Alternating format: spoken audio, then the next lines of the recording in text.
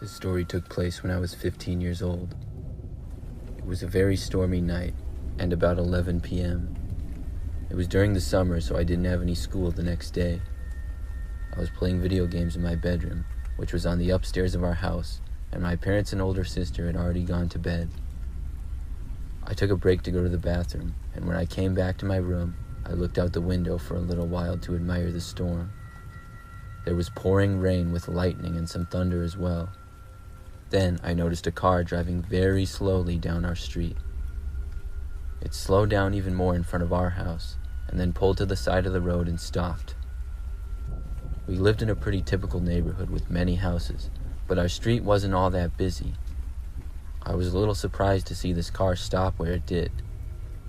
I kept my eyes locked on it, waiting to see who would get out and where they would go. I watched for a good couple minutes, but nobody was getting out. It just seemed a little suspicious to me. I decided to go back to playing video games, but I kept an eye out on the car. Just as I got back to my game, though, I noticed the car door start to open. I went back over to my window and looked out of it. I saw a man start to lean out of the car as if he was going to get out. I didn't get a real good look at him, but he seemed to be pretty average with blondish hair, maybe in his 30s. He looked around and then looked right at me. We made eye contact for a brief moment, and it gave me the creeps. Then he went back inside of his car. I jumped back and hid behind my gaming chair, but I peeked around it to see what he would do. I saw the car drive away. He drove just as slowly as he was before, and I noticed him turn at the end of our street. Maybe I was feeling paranoid, but I decided to go up to our little attic area that we had in our house. It was used as an office area mostly for my dad, but it had a good view of around the neighborhood because of how high up it was. I went up there and looked out of a window facing the opposite direction. I ducked down as I watched the car. I could see it just barely through some trees going down the road and then turning on the street behind my house. We had neighbors whose backyards backed up to ours, and the car drove to the house directly behind ours and then stopped on the side of the road once again. I didn't take my eyes off of it, and after about 2 or 3 minutes, the door opened and the man got out completely this time. He walked towards the house behind ours, and then I lost sight of him because of some trees blocking my vision. I kept looking out at my backyard though, and after about a minute, I saw the man emerge from behind our fence as he appeared to jump over it and into our backyard. Then he started walking towards our house. At this point, I sprinted out of the attic and back down towards my parents' bedroom. I went in and woke them up, saying there was a man in our yard. My parents seemed a little confused at first, but then they became concerned. My dad got up and started to go downstairs. As he did, we heard the noise of a scraping against our back window in the kitchen. My dad turned on all the lights as he went down, and I heard my mother yell from upstairs she was going to call the police. We then heard a noise, and as we got to the first floor of the house, we saw just for a second through the window the man running away.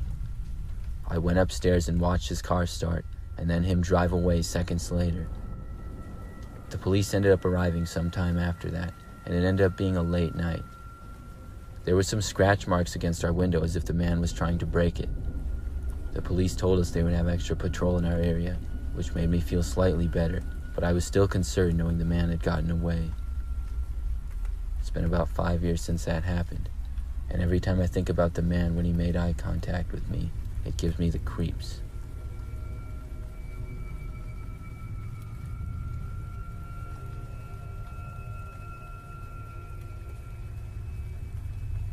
I used to work at an AT&T store in one of those sort of strip malls.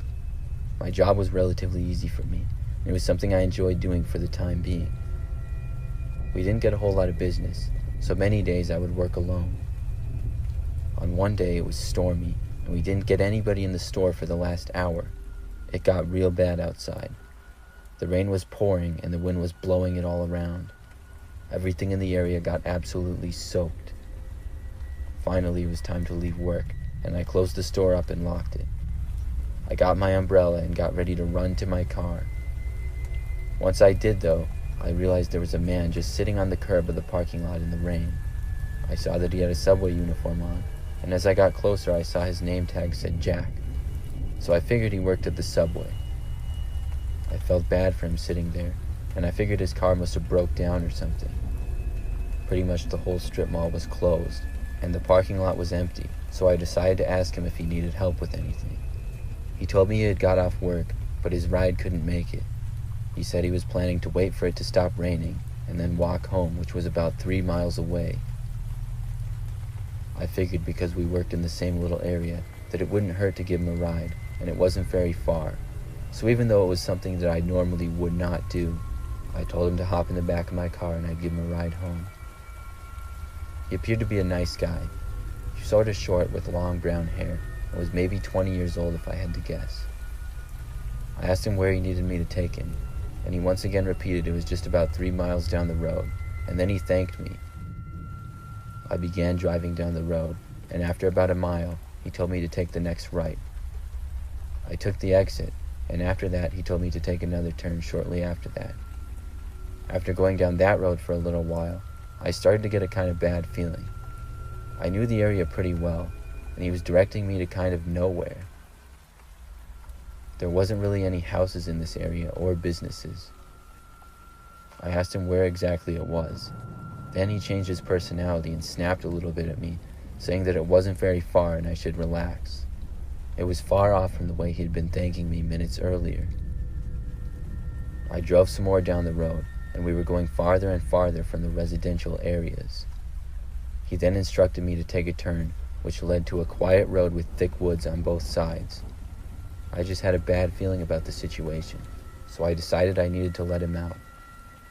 There was a small little gas station on the right just before the turn, and I pulled into it. I told the man that I was sorry, but I just couldn't take him any further. He looked at me for a few seconds, and then just left my car and walked out into the rain again.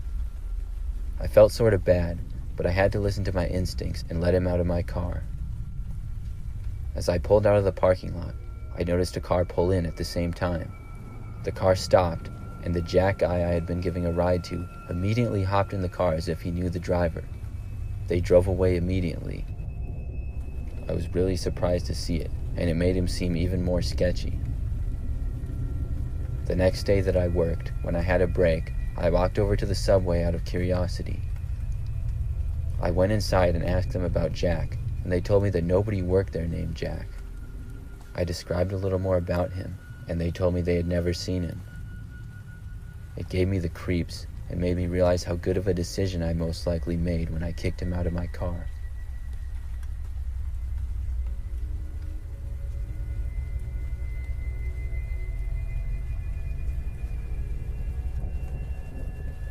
This story took place just about a month ago. There was a strong thunderstorm that hit my hometown. I have a dog named Buddy, who is a beagle and always has been scared of thunderstorms. He typically starts whining and sometimes shaking as well and follows me everywhere during the storms. On this night, as it got worse, he got really scared and I petted him to help him relax. But when the storm quieted down just a little bit, he all of a sudden jumped off my lap and ran over to the back door of our house. He began barking like crazy. I figured he was scared from the storm, so I tried to get him back and calm him down, but he just kept barking and running around.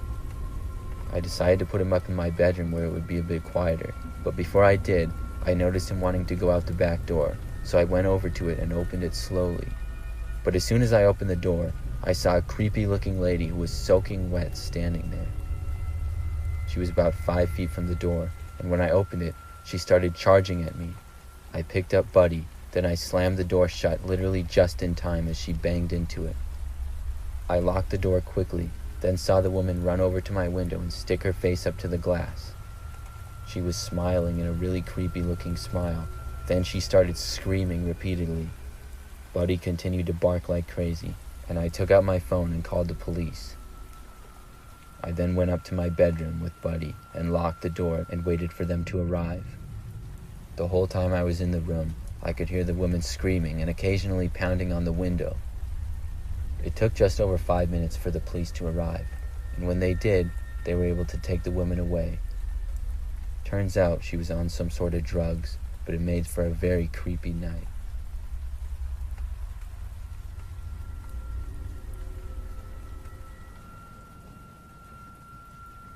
Many years ago, when I was a kid, I used to go sledding with my younger brother every time it snowed. There was a hill at a park a few blocks away, and we could walk to it. Every time it snowed, we would go there, and all the kids from the neighborhood would go to it as well. One year, when I was about 10, me and my little brother, who was 2 years younger than me, noticed it was snowing out. It was already nighttime, but as it was a Friday, we knew the next day our local hill would be packed with kids, so we asked our mom if we could go that night. I don't know exactly what time it was looking back, but I'd guess it was about 7 or 8 o'clock. Our mom said we could, but we had to be back within an hour. My brother and I got on our winter coats and snow pants and took our sleds to the hill. It took maybe 10 minutes for us to walk to the park, and as we were walking, the snowfall got heavier and heavier.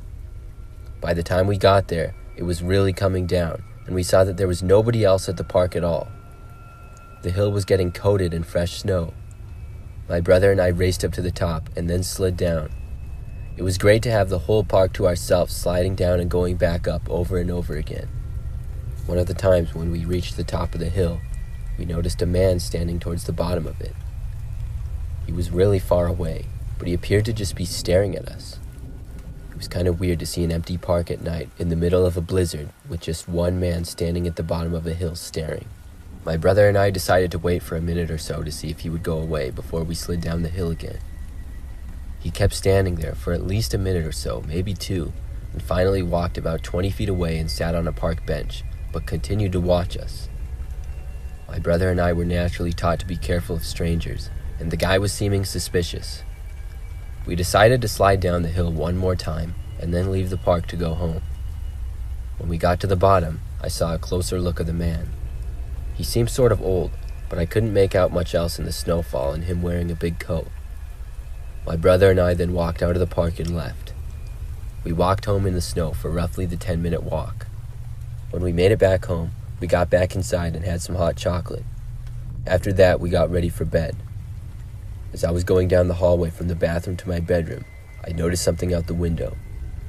The man who we had seen at the park was standing at the edge of our yard on the street, staring at our house. I called my brother over, and just after he got there, we watched the man walk away. He didn't get into a car or anything, he just walked down the street.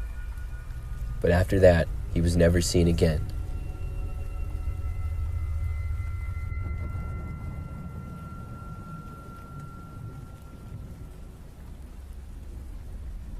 A couple of years ago, I was going on a long road trip for work, which I did quite often with my old job. It was winter time, and as I drove down the road late at night, I noticed it start to snow. Pretty soon, it was a heavy snowfall that was sticking on the ground and causing the road to become very slippery and dangerous to drive on. I hadn't really been paying attention to the weather, but I knew at this point it would be dangerous to continue. I decided to pull off the freeway at the next stop, hoping there would be some hotels or something. Unfortunately, there were none, and the next stop was just a truck stop. I pulled into it off the freeway anyways, and saw a decent amount of trucks and other cars there. The place was starting to get busy from all the snow and the people getting off the roads. I went around and parked in an open parking spot, and decided to just sleep there and wait out the snow. It was a busy road I had been on, so I figured it would get plowed overnight. I went inside the truck stop to use the bathroom, and then walked back out to my car. As I did, I could already see almost an inch of snow had fallen onto my car. I got into my car and began covering up my windows. I did the same thing for whenever I slept in my car. I covered all the windows with certain blankets that I had, so nobody could see in the car at all. Then I laid in the back seats of my car, which was just long enough for me to lay down in. I had several other blankets that I had in back with me, so I wasn't too worried about getting cold. I closed my eyes, and it didn't take long for me to fall asleep, but I woke up sometime in the middle of the night. I had no idea what time it was. I'd been sleeping well, so I knew something had woken me up. I couldn't see out of any of my windows because of the blankets. Then I heard the sound of a scratching coming from the outside of my car. It got louder and louder. It sounded like it was on my driver's side. It stopped for a minute, but eventually I heard someone try to open the driver's door to my car. I wasn't quite sure what to do because nothing like this had ever happened before. I laid there for about a minute as whoever was there tried to enter my car, testing out each door one at a time. I was really happy that my car was locked. I looked at my phone and thought about calling the police. It was 4:30 in the morning. Then the noises stopped, until suddenly I heard a loud bang come from the back window next to me. Thankfully, the window didn't break, but I thought it might, so I jumped and got into the driver's seat and started the car. I pulled the blanket off the window and drove away.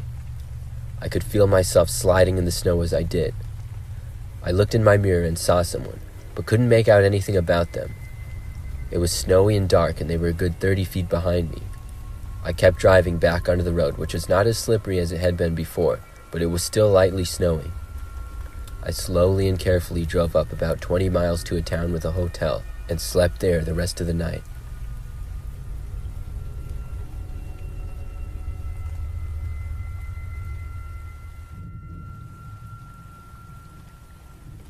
This happened when I was 15. I was a sophomore in high school and got home from school one afternoon in December to realize I was home alone. I saw a note on the counter from my mom saying that her and my dad were going shopping and would be back later that night. She left me some money to order a pizza, which I was pretty excited about. I did my homework, then ordered the pizza and watched TV. Then I played some video games. It had been snowing earlier in the day, and by the time it was 7 p.m., it was really coming down. I kept playing video games, and finally at about 9, my mom called me telling me she was on her way home, but might not be there for another hour or so because of the snow. I decided to go outside and look to see just how much we had gotten. I was also going to maybe shovel the driveway. I stepped out the front door to see several inches of fresh snow everywhere. It was so smooth, except for this one place. I noticed some footprints in the snow that were in my yard. There seemed to be someone who walked in my yard and then went over to the garage. It was strange to me. There usually weren't people walking in my yard. I went back inside and suddenly had the thought to check the garage door, which was connected to our house. I went over to it and saw that it was unlocked. I started to walk closer to lock it, but thought I heard a noise right from the other side of it. This really freaked me out, and I ran upstairs to my room. I locked my door and hid under my bed. About a minute later, I heard the noise of my garage door opening. I wanted my parents to get home badly, but knew they wouldn't be home for almost an hour. I heard the sounds of someone walking around downstairs in my house. At that point, I decided to call the police. Thankfully, I had my phone on me, and I dialed 911. I spoke as quietly as I could, and hoped whoever was downstairs didn't hear me. I could barely hear them walking around downstairs, and I heard them walking around for quite a while. I had no idea what they were doing, but I was kicking myself for not making sure the garage door was locked earlier. I sat upstairs under my bed until I started to hear the footsteps coming up the stairs. It was the most scared I had ever been, until finally I heard the sound of police sirens off in the distance. The footsteps then went back downstairs and seemed to leave. I waited until the police came inside my house to leave my bedroom. When I did, I saw the main level of our house was all messed up. My parents were called and got home a little bit later. It seemed like just a typical break-in of a guy trying to find valuables in our house. I'm just glad I was able to get upstairs and call the police when I did.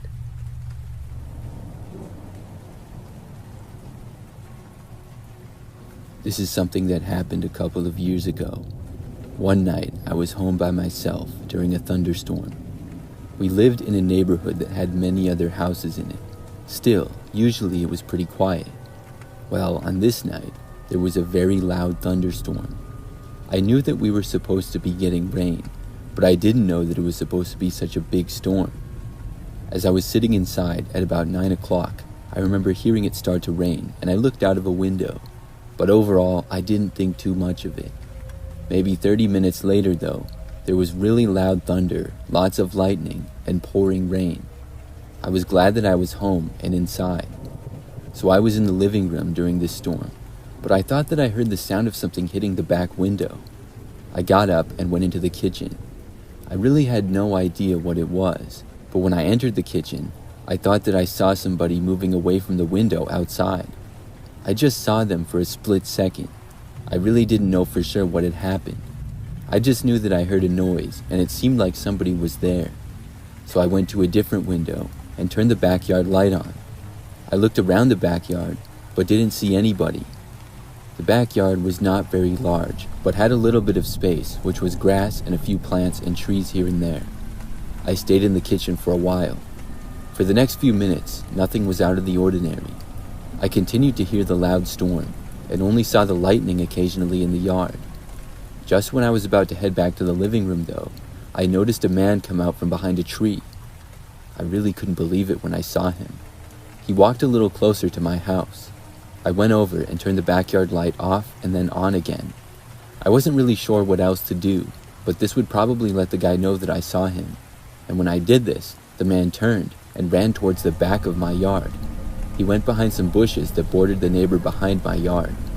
I figured that the guy was leaving for good now. After he went out of sight, I went back into the living room. I was wondering if I should call the police or what the guy was doing, but I figured that he was gone. The storm continued for another 20 minutes or so. Then things actually quieted down.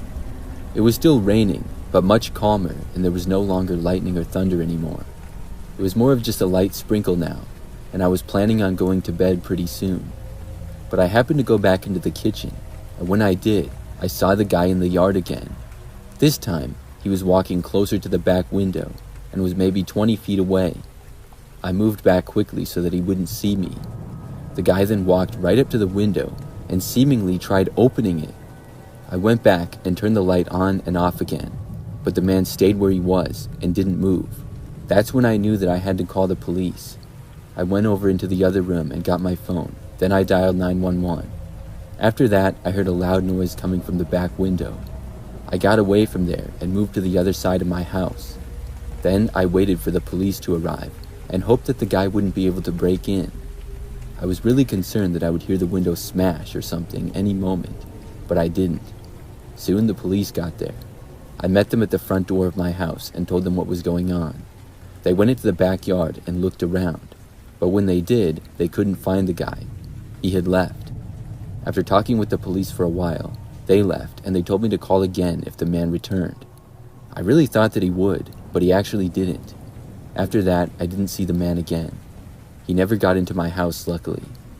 I really don't know what exactly he was doing there, but I'm really glad that he didn't break in.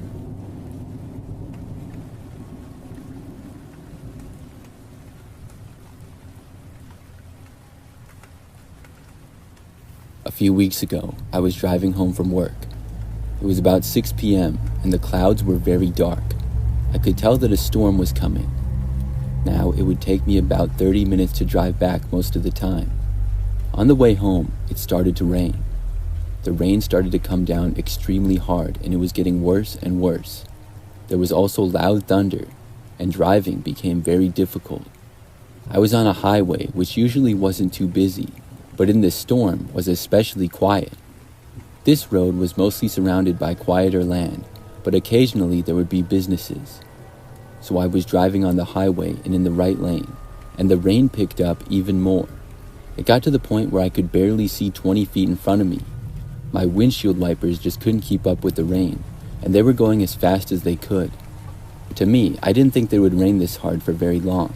More than likely, I was just in the worst part of the storm, and it would blow over soon. So I pulled off to the side of the road and stopped. I was hoping things would calm down within about 5 minutes or so, then I could keep going. But in that moment, there was no way that I was trying to drive through that. So after stopping, I put my car in park, and then watched the rain pound against my windshield. It was extremely loud. I pulled out my phone to try to get a look at the live radar and have an idea of the storm. So as I was doing that, maybe 30 seconds to a minute after pulling over, I heard a noise. It was coming from behind me, and I turned around to see what appeared to be a man standing at my rear passenger side door. I was really confused. The man then tried opening the door. Luckily, it was locked. I couldn't really tell what he looked like very well because of the pouring rain. The man sort of moved away from my car, and then went back to it again. Then I saw something out of the corner of my eye in front of me. I turned and looked, and there was another guy walking right in front of my car. Then he kind of stopped near the hood. I wanted to drive away now, but this guy was blocking me. The other guy started knocking on my back passenger side window. I just ignored it. What was I supposed to do? After a few moments, the guy at the front of my car then started walking to my window. He made it to my driver's door and then tried opening it. and when it wouldn't open, he started knocking on the window. But at least he wasn't blocking my car anymore. Right when that happened, I put my car into drive and started moving away. I left the men standing there on the side of the road. It was still raining very heavy, but not quite as bad as when I had pulled over. I made it up to a slow speed and then went ahead to the next exit. Then I carefully drove to a gas station and called the police. I told them what happened and basically waited out the rest of the storm there. Then when things quieted down, I was able to drive the rest of the way home. I still don't know who those guys were. The fact that they were out in such a storm is very weird on its own, but they were both trying to get inside of my car.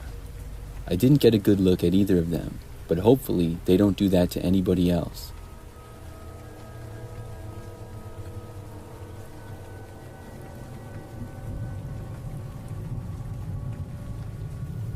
A couple of years ago, I was walking home from work. Back then, I lived in this apartment building that was really close to my job, so I would usually walk to and from work. Well, to be honest, I never really looked at the weather that much. One day, I went into work and it was a warm, sunny day when I got there. But when I got off at like 11 o'clock at night, I remember I was leaving and I was seeing some lightning sort of off in the distance, but it was not raining yet. I walked on the sidewalk for most of the way, and I do remember hearing somebody walking a ways back behind me shortly after leaving work. But then it started to rain, and seemingly within seconds, it started pouring. I did not have an umbrella or anything, so I started to run back home. It got really loud from thunder and stuff, and I basically sprinted the rest of the way back. So instead of taking 10 minutes, it probably took me only 5. Then I arrived back at my apartment building. The building was not really that big, but it did have a couple of floors, and I was on the second. When I made it to the sidewalk in front of my building, I stopped running and walked. I was soaking wet. About the time that I arrived at my front door is when I suddenly heard footsteps behind me again. As I opened up the door to my apartment building, I saw that a man was behind me, and he started to come in the door after me. I didn't know who he was, and I didn't really know if he lived here or not. When I got inside, I was just in the first area, and there was another door that you had to unlock. I stopped in that area to check the packages left in the entrance. I wasn't expecting a package, but I did this to let the man go in front of me. Except when I did, the man tried opening the locked door, and then when it wouldn't open, he just kind of stood next to it. It was almost as if he was waiting for me to unlock it for him. The guy was wearing a black rain jacket with the hood up, but appeared to have dark hair. He did not say anything as he stood there. I would have to go in, so I walked over to the door and used my key fob to unlock it. When I did, the man opened the door and walked right in before I did. It was kind of rude, but I watched him go to the right down the hallway. I then went to the elevator, which was very close by. I went up to the second floor and then got off. My room was just a ways down that hallway. I arrived at my door, unlocked it, and went inside. Now, I was still soaking wet, so before doing anything else, I quickly went to my bedroom. I went to take off my sweatshirt, which had got the most wet, and put it in my hamper. Right when I entered my bedroom, though, I heard the front door to my apartment opening. I had forgot to lock it. I didn't know who it could be. I quickly went to my bedroom door and closed it, then locked that as well. I heard footsteps enter my place and began to walk around.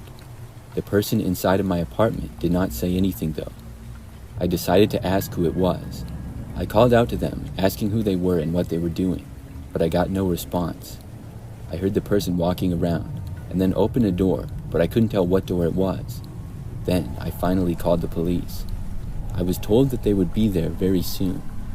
I then yelled to the person in my apartment that I had called the police. I was hoping that this would scare them off, but they didn't say anything. And after I said it, I heard them continue to walk around my place. Then the footsteps got closer, and I heard them get right outside of my bedroom door. They tried opening the door, and then slowly walked away after it wouldn't open. Not too long after this, though, I kind of stopped hearing the footsteps altogether. Things seemed to get very quiet. I wasn't really sure what happened. Several minutes later, I still hadn't heard anything other than the thunderstorm in the distant background. Then there was a knock at my front door. I figured that this had to be the police. I carefully opened up my bedroom door and looked out. The place appeared to be empty. I then went over and saw that the police were at my front door. I opened it up and let them in. I explained what happened and they searched my entire apartment, but nobody was there. I really think that it was the man who I had let into the building that had gotten in my apartment. I told the police that, but I didn't have any proof.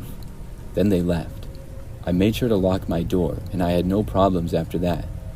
I still think it was that man. I also think that he was probably the same person that was walking behind me on the sidewalk shortly after I left from work. That means that he would have had to run home after me in the rain the entire way. It gives me the creeps to think back to it.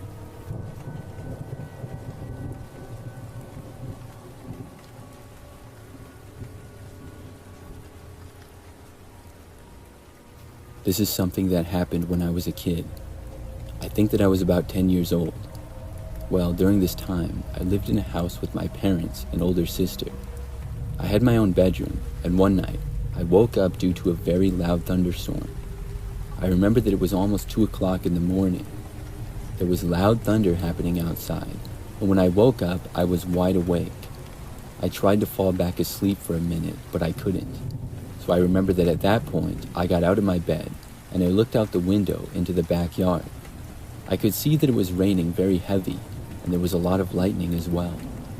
I decided to play on my PlayStation in my bedroom until I either got sleepy again or the storm stopped. I always had a hard time sleeping with loud noises, so I was hoping that the storm would calm down very soon. I sat down in my gaming chair and started to play. For the next 10 minutes or so, that's what I did. At one point, I randomly turned around to look out the window though. And when I did, I saw what appeared to be a person moving away from the window really quickly. I didn't get a good look at all. My heart started racing though, and I didn't know why anybody would be at the window. I got up and walked over to it and looked out into the backyard. I couldn't really see anything. It was mostly just dark and raining. I went back over to my gaming chair and sat back down. Now I was really wide awake. I still didn't want to wake my parents or anything though, but I didn't know how to explain seeing a person at my window. I hoped to distract myself by just playing more video games. I remember that I kept telling myself not to turn around and look to the window again. The window was directly behind me. I played on my PlayStation for maybe 20 or 30 more minutes. Then I just decided to look behind me, and when I did, I saw that there was a person standing at the window again. Once more, they moved away, but it was slightly longer than the previous time. It appeared to be a man, and he was looking right inside at me. This time, I got up and ran out of my room to my parents down the hallway. I woke them up and told them that there was a man at my window. They got up and checked outside, as well as calling the police, but the man was not there anymore, and the police didn't find anything. It took me a long time to fall back asleep, but eventually I did. I covered my window, and I kept it covered for weeks. Luckily, that man never came back that I'm aware of. To this day, I still wonder who he was.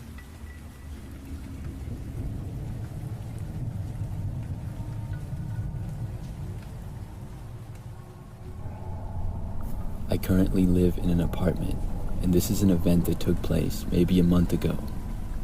There was a big thunderstorm going on. I was inside my place and hearing the rain and thunder and occasionally seeing the lightning.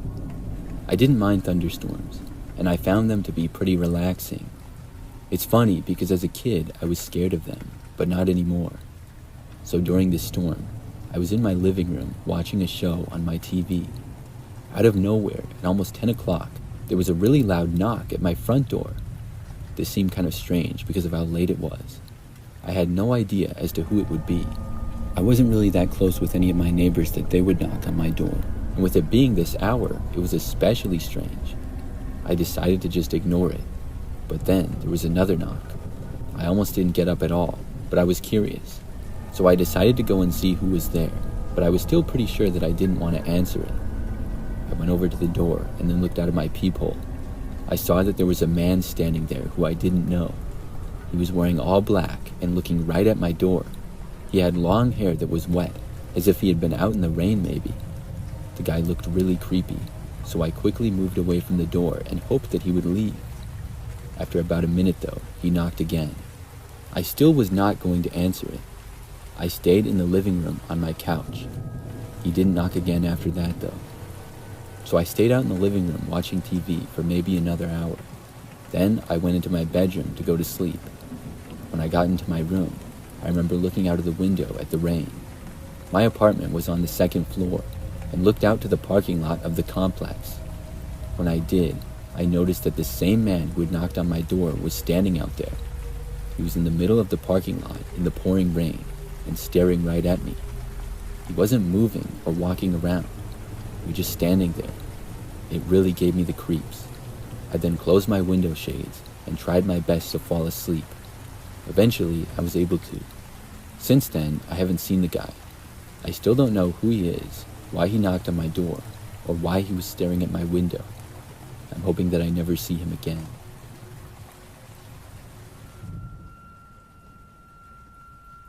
I live up north, and every year we get a decent amount of snow.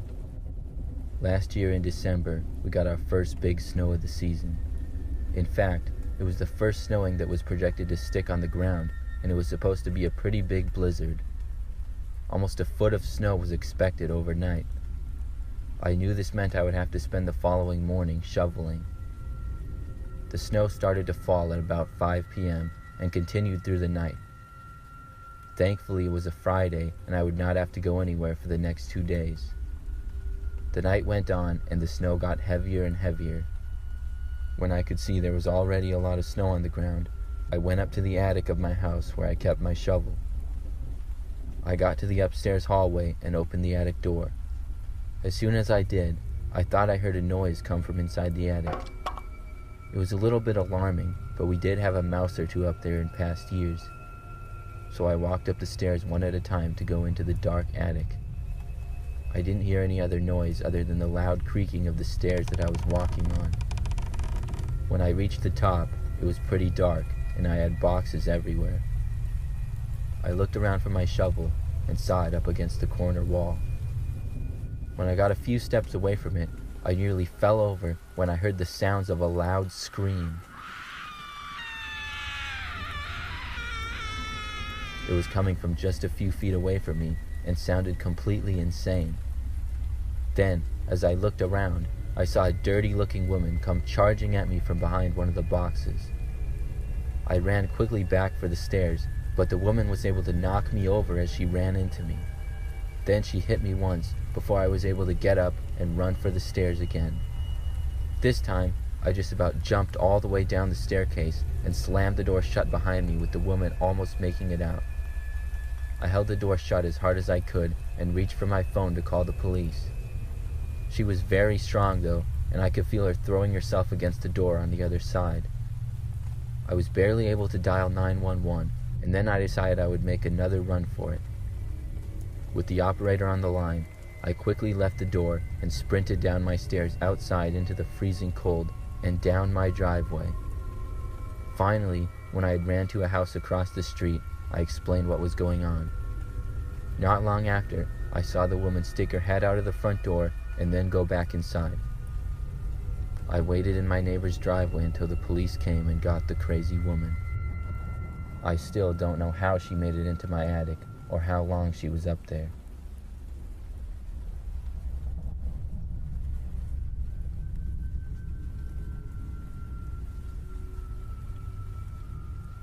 This story I'm about to tell you was in fact the scariest moment of my life. It all took place roughly 5 years ago. I was traveling around the country and was near the mountains, so I decided to go on a hike with my friend that lived in the area named Steve. Steve was letting me stay at his place for a few days, and he was always telling me how great the mountains were. We went a little farther than he normally did and started hiking on a path nearby. It was pretty great, but as the day went on, it started to snow. None of us had really paid much attention to weather forecasts, but we were dressed for the cold, so it didn't bother us. We kept going, and as we did, the snow became more and more dense. Finally, when the sun started to set, we decided to head back. By this time, the snow had gotten so heavy that it covered much of the path, and it was really hard to tell where we were. We were also so far out that we weren't receiving service on our cell phones. We walked for a while back and quickly realized that we were lost. This was a scary situation with the snow getting deeper and deeper each minute, and nobody else out here at all. We walked in the direction we thought was right for what felt like a long time. Then we came upon fresh tracks in the snow. There were boot prints walking across the direction where we were going of what looked like a person. We decided to follow them and see where they led. But they started going deeper and deeper into the woods. Everything was darkness and snow, but we kept walking, following the footprints, until we heard a noise. We couldn't tell where it came from, though. We walked a little ways farther, and then saw who was making the footprints. There was a man standing next to a tree, about 20 feet away. However, he did not have a shirt on, and had very long blonde hair. But the scariest part is that he had a bow and arrow in his hand. When he saw us, Steve said hello, but the man didn't answer. He just looked at us with an angry look on his face. He seemed unaffected by the cold or the snow. At that point, I turned around and started to walk away. I said to Steve we should leave. He agreed, and as we did, we heard the noise of the bow and arrow being shot. It hit a tree less than 5 feet away from us. We started to move faster then, but the man did not run after us.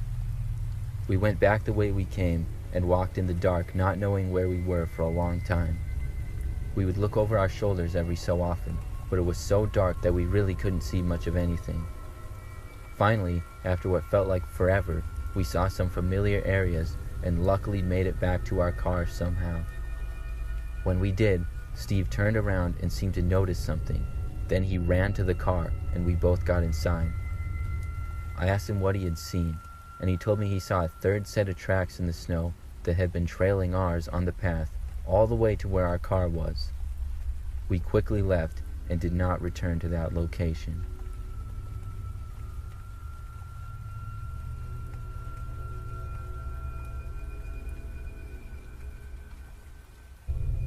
This story occurred roughly 15 years ago. At the time, I was a young 19-year-old female college student. I live up in the Northeast, and I was driving home from work. I worked at a grocery store about 5 to 10 miles from my house, and on this particular night, while I was at work, it started to snow a lot. I hadn't really been keeping up with the weather reports or the news, and when I got off work at around 11 o'clock at night, I was surprised to see almost a foot of snow on the ground. My car was covered in snow, but luckily I kept a snow scraper in my trunk, and I began scraping it off. It took me a good 5 to 10 minutes to get it all done, and then I got in my car and began to drive home. I had a small little car, and right away I had a hard time moving because of all the snow. I could tell it was going to be a difficult drive. I had to pass through some relatively quiet roads to get home, and I feared that they would be covered in snow to the point where I wouldn't make it. The drive home normally took me around 10 minutes. On this night, it took me over 15 minutes just to get halfway home. There weren't many other cars on the road at all, with the combination of the snowstorm and it being late at night. Despite that, I was still having a hard time driving and nearly got stuck several times. My car seemed to be sliding all around the roads as I drove home. I made a turn onto one road, and as I did, my car slid and ended up sliding off the road and slightly into the ditch. It wasn't a very deep ditch, and in no snow I would be able to drive back out of it, but in these conditions I had no chance. I tried for a while, but I was getting nowhere at all. Meanwhile, the snow kept coming down outside and making things worse. It was a pretty quiet road that I was on, and I didn't see any other cars on it at all. I got out my phone to call my parents, but I quickly realized that it was dead. At that point, I didn't know what I was going to do.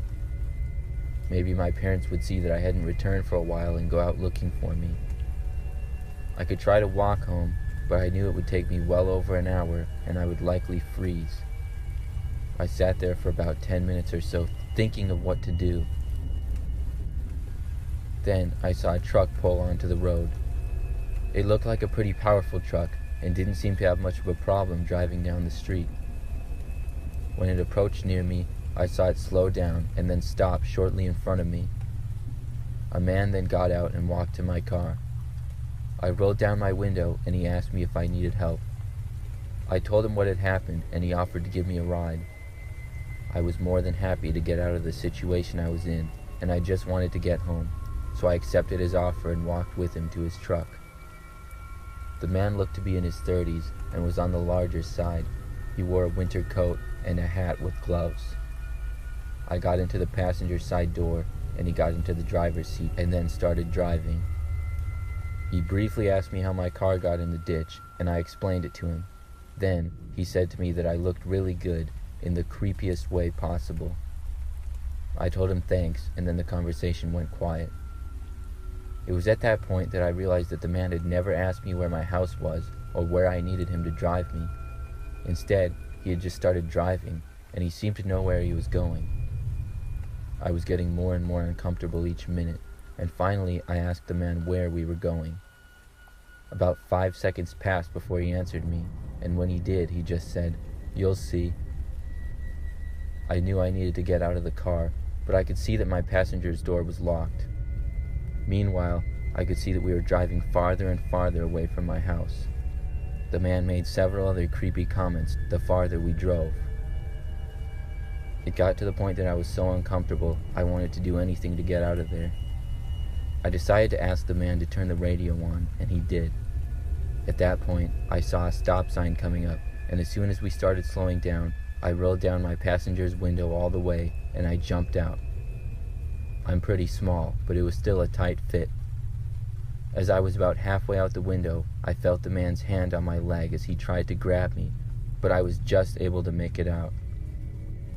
I then heard his door open, and I figured he was going to chase after me, so I ran off the road and into the woods. I ran as fast as I could, despite it being so cold and snowy out, but I didn't feel much from all the excitement. Finally, when I was sure I wasn't being chased anymore, I stood there for a while catching my breath. Then I slowly made my way back to the road. It took me a good 10 minutes to find my way back, and by the time I saw the road, I was freezing and could barely feel my fingers. I ended up standing in the middle of the road and literally flagging down the next car, taking my chances with them. Thankfully, it turned out to be a nice lady, and she gave me a ride home. I told her all about what happened to me on the way. I made it back safely, but unfortunately, I was unable to remember any of the license plates from the man's truck. But I'm just glad that I'm safe.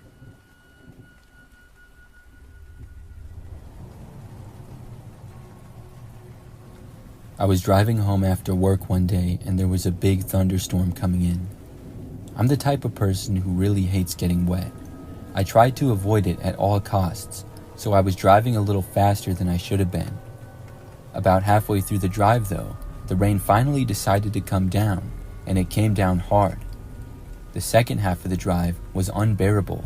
The rain did not let up, and my windshield wipers were going crazy, but my visibility was still poor. I had to drive very slowly. When I made it to my apartment complex, it was still raining hard. My parking space was in a spot that I could see my apartment, but it was across the lot, so I would get completely soaked if I got out to go inside. I wanted to avoid that, so I decided to wait in the car for the rain to let up. I know this might seem weird to some people.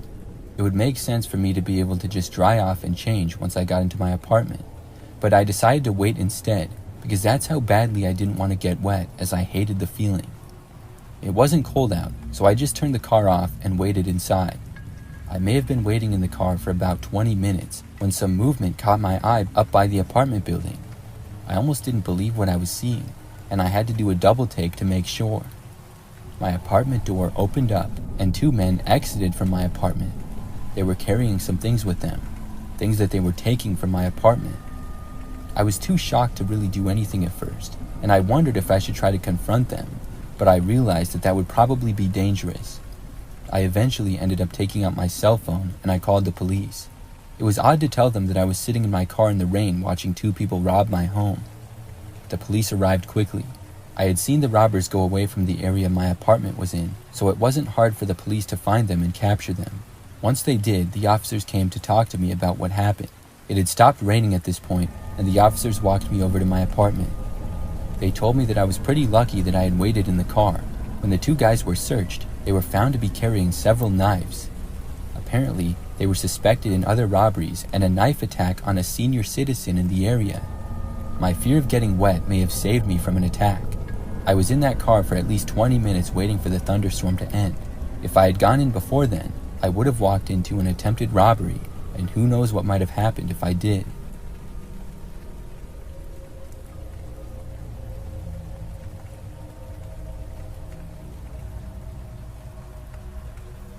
One afternoon, I got caught in a thunderstorm that led me to a scary situation.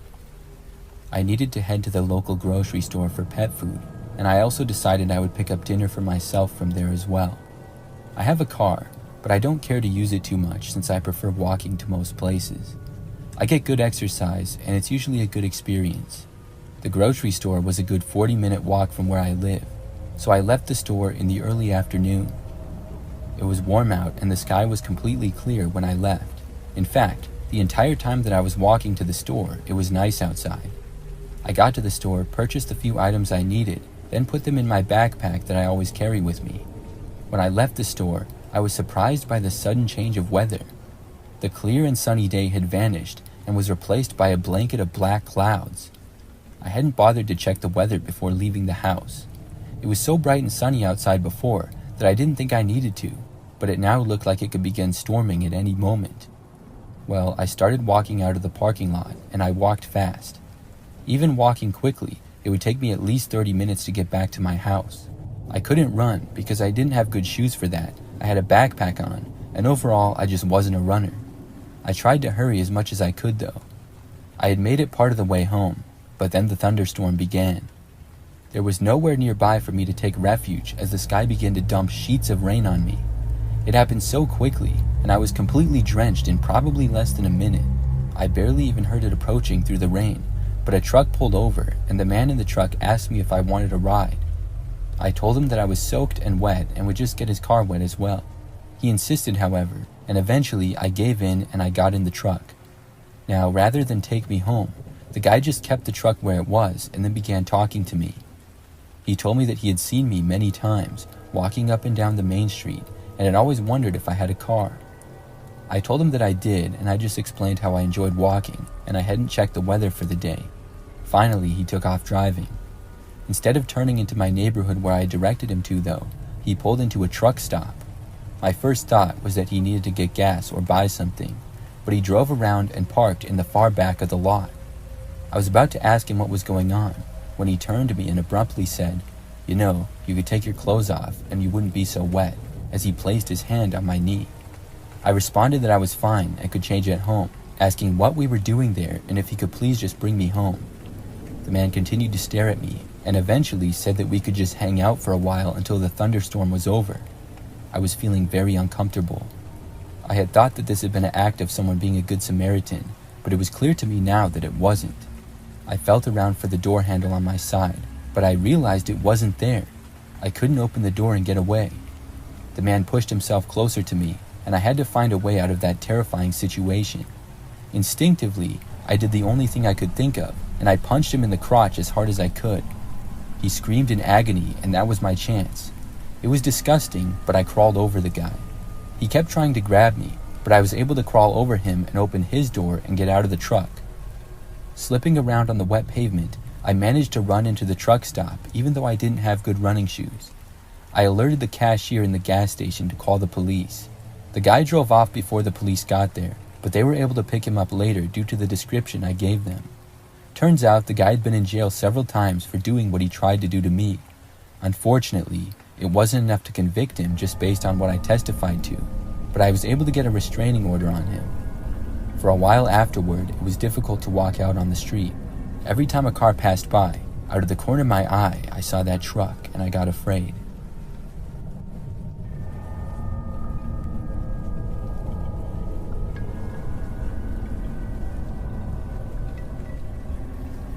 One night, there was a huge thunderstorm where I lived. The storm was raging to the point where it was scary, as trees were swaying and there was just a ton of wind and rain. I was home alone that night. My wife and kids were visiting her parents, and I was left to weather the storm by myself. The wind howled through the trees, and the rain pounded relentlessly against the windows. The power had gone out a few hours earlier, leaving me in near total darkness except for the occasional flash of lightning. I was sitting in the living room, really just trying to stay calm. I had lit a few candles and used a small flashlight to help me see inside. I was trying to read a book, but the howling wind and the constant flash of lightning made it difficult to concentrate. Around midnight, I was sitting in the dark when I noticed a flash of lightning illuminate the backyard. In that brief burst of light, I saw something that made my heart skip a beat. There was a figure standing just outside the back door near the edge of the porch. The lightning lit up the area briefly, and I saw a shadowy shape standing still. Staring at the spot, scared to move or take my eyes off of it, I just sat there, silent. When the lightning struck again, the figure was gone. I told myself it was probably just a trick of light or my imagination playing games with me. I got up and walked to the back door to check. I scanned the yard with the flashlight, but there was nothing out there as far as I could tell. I went back to the living room and I tried to focus on my book again, but I just couldn't shake the feeling that something was wrong. Then I heard a soft knock at the front door. I wasn't expecting anyone, and with the storm, it seemed odd that somebody would be out there. I crept to the door and looked through the peephole, but I couldn't see anything. The porch light was out, and the only illumination came from the occasional lightning flash. I hesitated before deciding to open the door. I didn't want to be a victim of some sort of prank or worse, but curiosity got the better of me. Opening the door a crack, I peered outside. There was no one there. I closed the door and locked it, trying to shake off everything which had happened to me so far as just a figment of my imagination and distress caused by the thunderstorm. I decided to check the windows to make sure everything was secure. As I walked past the front window, I saw something out of the corner of my eye though. A figure stood near the edge of the street, just beyond the reach of the streetlight. It was a person, but their face was obscured by the darkness and the rain. They seemed to be standing still, watching my house. The lightning illuminated the scene for a split second, and I saw what looked like a hooded raincoat. There was absolutely zero reason why anybody should be standing there right now in a storm that was this bad. I backed away from the window and tried to think of what to do. I considered calling the police, but I hesitated, thinking it might just be a case of paranoia because of the storm. I decided to wait a few minutes and see if the figure would move or do anything unusual. I watched from the shadows of my house, hoping that the figure would leave. After what felt like an eternity, the lightning flashed again, and I saw the figure take a few steps towards my house. I was paralyzed with fear as I fumbled quickly with my phone and was ready to call the police. The figure stopped at the edge of the yard, as if contemplating something. Then, as quickly as they had appeared, they turned and walked away, disappearing into the darkness of the storm. I waited a while longer to make sure that they were really gone, and I was fully freaked out at this point. I locked all the doors and windows again, double-checking everything. I spent the rest of the night on edge, waiting to see if the figure would appear again anywhere near my house. The storm eventually ended early that morning, and I felt much more relieved as the sun began to come up, and there was no sign of the mysterious person anywhere.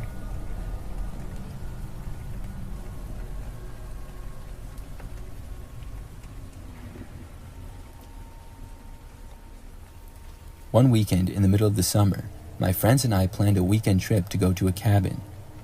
My friends and I had rented it for a break from our busy lives.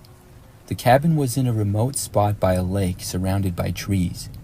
We didn't think much of it when we noticed the weather report predicting thunderstorms. Even if it did rain for most of the weekend, we could still have a great time hanging out inside the cabin. We arrived Friday evening and settled into the small but cozy cabin. We had planned to spend the weekend fishing, playing board games, and cooking meals together. The storm rolled in later that night. At first, it was just a light drizzle, but by midnight, the rain was coming down hard, and the wind was howling through the trees. We were playing cards in the living room as the storm ragged on outside. The power flickered a couple of times, but it stayed on. The storm grew stronger, and the lightning flashes became more frequent. Around 2 a.m., the power went out completely, and it was pitch black except for the occasional flash of lightning. We lit some candles and kept playing cards, trying to keep the mood light. There was no way to charge our phones, so we were cut off from the outside world. At some point, we heard a loud bang from outside. We all looked at each other, uneasy, wondering if a tree branch or something had fallen and hit the house. One of my friends, Mark, suggested that we check it out. We grabbed a flashlight and headed out onto the porch. The rain was coming down in sheets, and the wind was so strong it felt like it might blow us over. We shined the flashlight around, but couldn't see anything like a fallen limb from a tree, but we just assumed that it was something that had been caused by the storm. We went back inside and tried to forget about it and huddled around the fireplace talking. As we sat there, someone knocked on the door to the cabin. It was strange because we hadn't seen any cars on the road, and it was impossible for anyone else to be out in this weather. We all exchanged nervous glances. Mark, being the bravest of us all, went to the door and opened it a crack. There was nobody there, just the rain and the wind. We shrugged it off and assumed it was just our imaginations playing tricks on us. But then, a few minutes later, the knocking started again, louder this time. It was a repetitive, constant knock, like somebody was trying to get our attention. Mark, still determined to prove there was nothing to worry about, went to open the door again. This time, he stood outside for a moment, and when he came back inside from the porch, he was pale. "There's something out there," he said. "I saw a figure standing by the edge of the lake."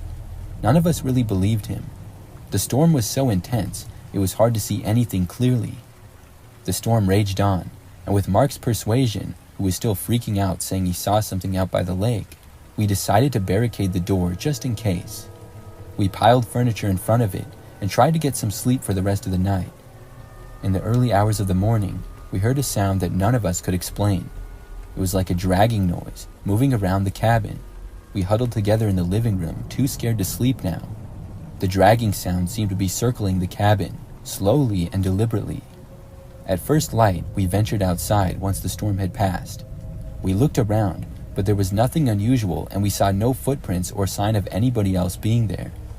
We decided to pack up and leave. The atmosphere had become too unsettling, and Mark was still insisting that he saw something creepy out there last night. As we were loading the car, I noticed something strange. The knock marks on the door were much deeper than before, like somebody had tried to break in.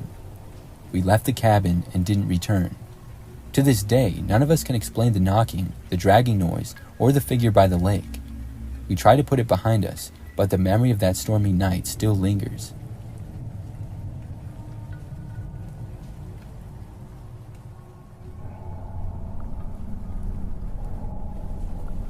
It was a typical fall morning when the storm hit. Heavy wind and rain began going on all day. My family and I had settled in for the night, thinking that we were safe and sound, but around 3 a.m., we were jolted awake by an enormous crash. The house shook, and I could hear the sound of something heavy landing with a thud. We rushed downstairs to find that a large tree had fallen on the house. It had crashed through the roof and into our living room, right where the sofa used to be.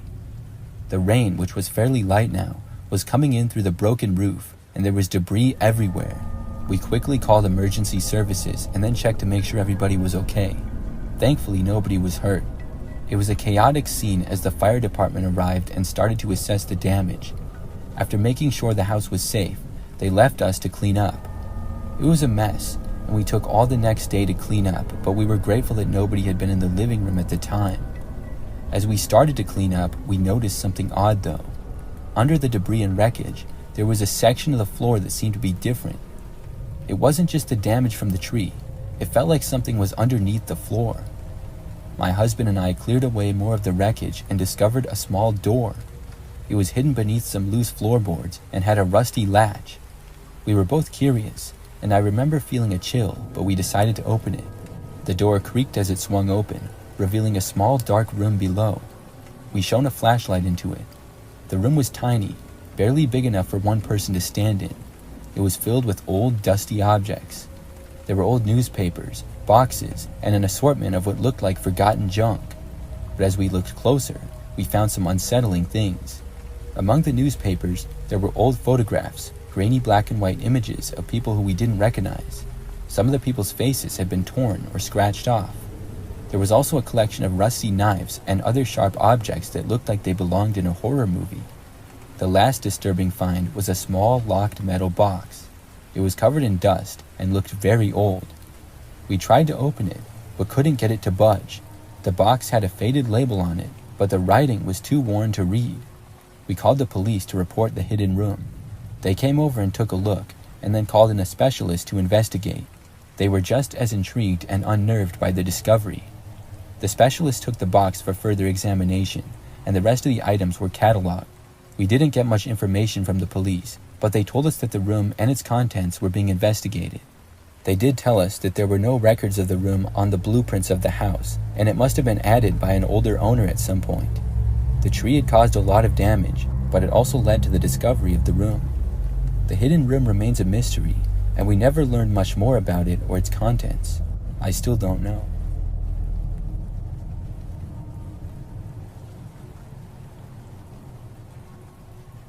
I live alone in a pretty standard one-level house with a basement in Michigan. We get snow quite a bit in the wintertime, and I'm used to it. I'm also used to having to shovel my driveway and things like that. On one night last winter, we were getting a huge blizzard. I was glad that I was home and didn't have to go anywhere that night. The snow was supposed to last until about 2 o'clock in the morning. I did have work the next morning, so I was hoping that by the time I would have to leave, the roads would be clear enough. That night, I went to bed, I think at around 11 p.m.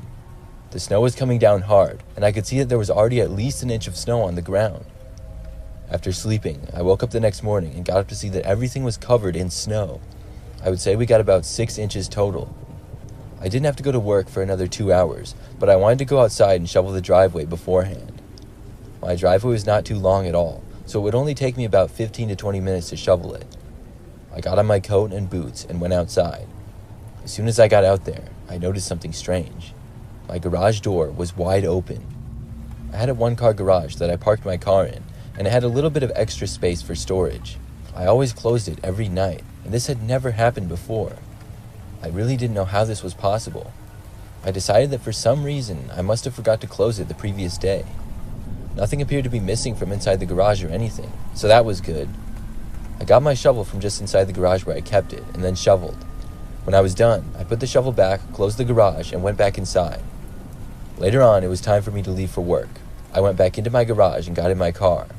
When I was inside, I started the engine, and then I noticed that there was a man in the back seat of my car. It was some guy that I had never seen before.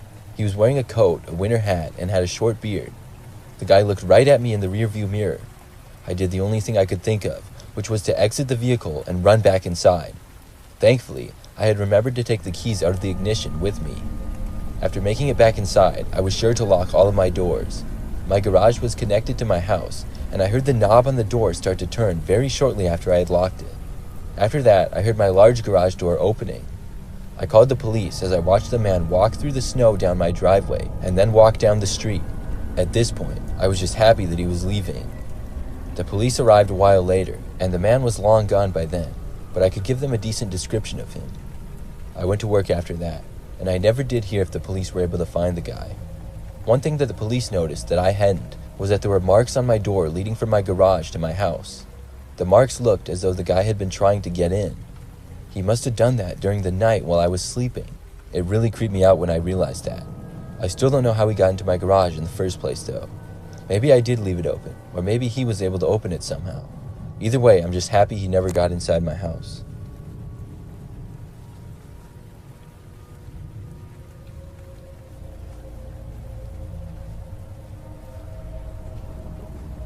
This story happened just about a week ago, and it's still very fresh in my mind. It was nighttime, and I was driving home from work, and we were getting a blizzard. I live in the Northeast, and even though we get lots of snow, I always hate driving in it. The roads can become very slippery and dangerous to drive on, and you have to drive very slow. So I was driving well below the speed limit as I made my way back home from work, which usually only took me about 10 minutes. Today, though, it took me probably 20, and the visibility was not very good either. The snow was still coming down pretty heavy, and the roads were very quiet because most people probably realized how bad of an idea it would be to drive in these conditions. As I was about halfway home, I saw that a car was coming up on me quick from behind. I'm not sure where it came from exactly, but soon it was right behind me. It made me nervous because it seemed to be driving dangerously fast and close to me in this weather. It did not try to pass me though, it just tailed me. As I made the slow drive home, the car behind me stayed in my rear. This continued all the way until I made it to my street, and when I did, the car behind me turned as well. This was suspicious now. Of course, I hadn't seen the car very well with all the snow, so I guess it could have been a neighbor. Eventually, I made it to my house, and I pulled into my driveway. When I did, the car behind me pulled in. Now I was really concerned. Who was this? And why did they follow me all the way home? I parked my car and waited for a minute to see if whoever was in the car behind me would get out. They didn't though, and remained inside the car. I was trying to get a look at who was inside, but their car was a ways down the driveway at the far end of it, and I was parked close near my house where I always did. It was still snowing a lot, so I really couldn't see anything. I considered getting out and asking what they wanted, but I was just concerned whoever it was would be dangerous. After all, they followed me all the way to my house in a blizzard. I figured that it would just be best to go inside my house. I waited for about another minute inside my car, and then opened my door and walked to my house. I was worried whoever was in the car behind me would get out and chase after me or something like that, so I moved quickly. But when I made it inside and shut the door, I looked back and saw that whoever was out there was still inside their car. They remained at the back of my driveway and their engine was still running. I watched from the window for a good 5 minutes straight. They just stayed there and nothing changed. It was concerning, but I wasn't quite sure what to do. I really didn't want to go out and ask them what they wanted, but I also didn't think that it was worth calling the police or anything like that. It was getting late and I was tired and wanted to go to bed, but didn't feel comfortable doing so with the car there. I got ready for bed anyways, but several times looked back to the window to see if the car was still there. This was causing me to stay up later than I wanted to. Finally, about an hour later, I watched the car back out of my driveway and then drive away. I was so happy to see it. The snow was still coming down pretty heavy at this point, but I now felt completely safe at home. I went to bed after that, and the next morning I woke up and made a cup of coffee. As I was drinking my morning coffee, I looked outside. It was now sunny, and all of the snow had passed through. However, there was a large amount on the ground. My car was covered in snow, even after I had gotten home late the night before. As I looked outside, it took me a while, but I saw something odd. Most of the yard and driveway were covered in a smooth layer of fresh snow, but then I saw some footprints. They were not mine from the night before, though. These were much more recent than that. Then I saw where they were coming from. I went outside to investigate further. I saw that there were footprints heading all the way from the back of my driveway, and there were also some tire tracks at the back of my driveway as well. They were both relatively fresh, and the footprints started near the back of the driveway and went up to the front door of my house. Then they went into the front yard next to my house and around to the side. After going around to the side of the house, I followed the footprints even further to the back, and they stopped right at my bedroom window. When I saw this, I was horrified. Whoever had followed me last night must have come back later and walked all the way to my bedroom window. So many things about this creeped me out, and still creep me out. This wasn't very long ago at all. Since it happened, I haven't seen the car or noticed anything strange, and I'm hoping it stays that way.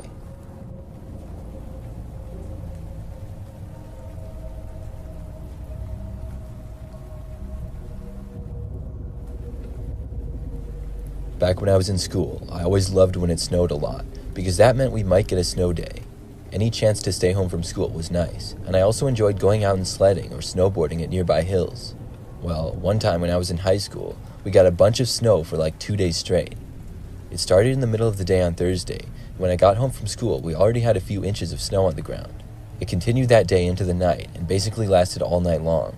When I woke up the next morning on Friday, my mom told me that school had been canceled and we were having a snow day. I was really happy to hear this news, and I was able to sleep in for a few more hours. I finally got up at about 9 a.m. It felt so nice to get the extra sleep, and I had some breakfast before going out to shovel the driveway. This is something that I always had to do. It was kind of a chore of mine. I remember that we had a snowblower one year, but it broke, so we went back to shoveling. Our driveway was pretty average, and it didn't take me too long to finish it. When I was almost done, I saw a guy walking down our snow-covered street in my direction. I did not recognize him, but obviously he must be a neighbor because I didn't see any car nearby. Our neighborhood was pretty large, and for the most part, average. The yard sizes and house sizes were not very big or small, and there were several blocks of houses all in a row. The man walked right up to me as I was finishing shoveling my driveway. He waved and said hi to me, and I did the same. He told me that he was my neighbor, and his name was Dave. Dave was wearing a red coat, a gray winter hat, and black winter gloves. I also noticed that he had a sling over his left arm. He asked me if I had a snow day, and I told him yes. Dave then said that he saw me shoveling and wondered if I would mind shoveling his driveway too. He explained that he recently hurt his arm and couldn't shovel because of it. I thought about it for a minute. I didn't know this guy or where he lived, and I also didn't know how long his driveway was. Plus, shoveling wasn't something I especially enjoyed doing, but at the same time, it would be a nice thing to do. As I was thinking about what to say back to Dave as a response, he broke the silence, saying that he would pay me $20. This sounded good to me, and I said yes. Dave told me to follow him, and we walked down the street to the end of it. We then walked about another 2 blocks, which surprised me how far away this guy seemed to live. I was wondering why he went this far away to ask me to shovel his driveway. Finally, we arrived at his house. I could see that his driveway was covered in snow, but it wasn't very long, even shorter than mine. This was a good sign. Dave told me that I could use his shovel, and it was just inside his garage. He said he would also pay me now before he forgets, and I followed him to his garage. We didn't go through the large garage door that a car would, but instead we went through a smaller one on the side. When I first saw inside the garage, I could see that it was completely empty. No shovels, no car, no nothing.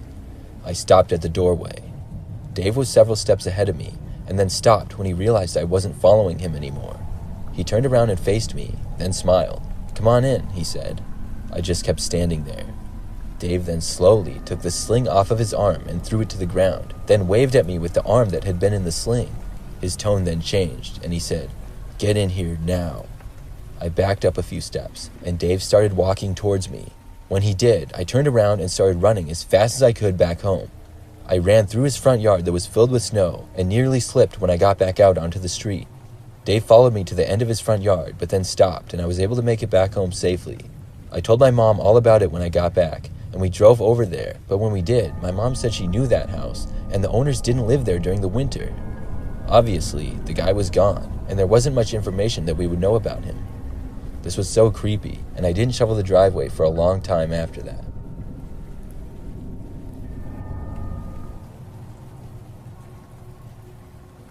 This story takes place last summer. I have a dog named George. He's a lab and has lots of energy, so I take him on walks all the time.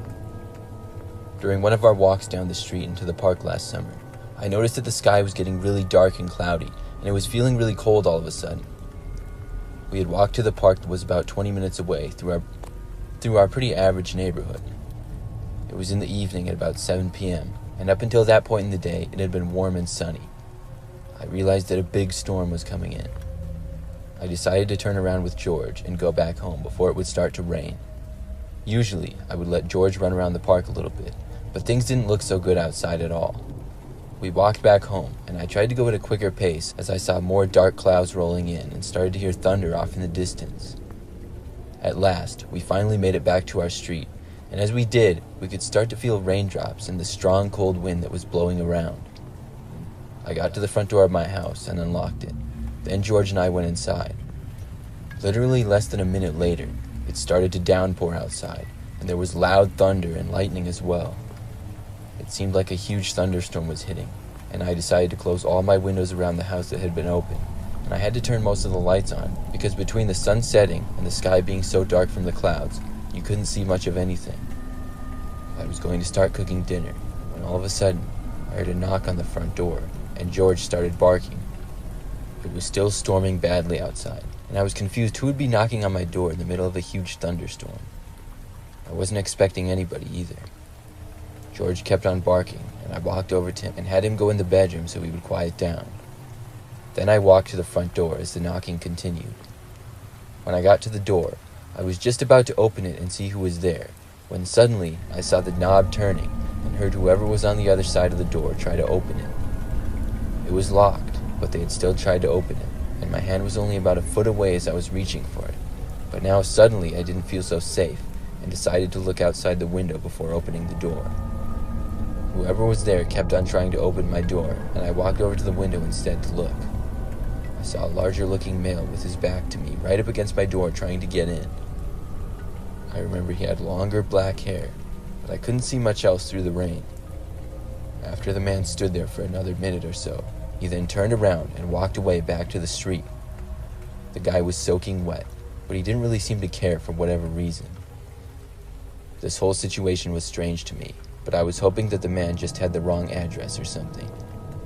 After that, I went back to the kitchen and started to cook. It was maybe 30 minutes later when I heard George barking loudly again. I was afraid that the man had returned. I didn't hear any knocking on the front door, though. I walked over to the living room and looked out of the window. It was still storming really bad outside, but I could see that the man was not at the front door, and didn't see him anywhere else either. I walked out of the living room and down the hall to my bedroom where George still was. When I looked inside, I saw George was barking and looking towards the window. In my bedroom window stood the man with long hair. He was back, but he now had his face pressed up against my bedroom window looking inside. I made eye contact with him, but he didn't move. I was terrified and ran out of the room, bringing George with me. I shut the door and we ran to the kitchen, which was at the opposite end of the house. I took a few moments to catch my breath and calm down. My heart was racing from the scary situation, and eventually I decided to go back to my bedroom and see if the man had left. I figured I had to have scared the man off, but even after he saw me, the way he just looked at me in my eyes and stared at me was extremely creepy. When I got to the bedroom, I took a deep breath and went in. I looked to the window, and thankfully the man was now gone. After that, I walked over to it and looked around outside. I couldn't see the man anywhere, and this made me feel a little bit better. But when I was still in the bedroom, I heard George start to bark like crazy again. I left the room, and this time went back to the kitchen to see the man standing there with his face pressed up against my window again. This time, he had a very creepy smile on his face. I took George again and ran into the bathroom. I now decided to call the police on the man. As I was calling, I heard several loud bangs coming from the window. I stayed on the line with the police until they arrived in case the man was able to break in or something. As I was waiting though, I didn't hear any more noises. And by the time the police arrived, the man was long gone. They didn't find him anywhere. I never saw the man again after that, but I would like to know what he was doing there and why.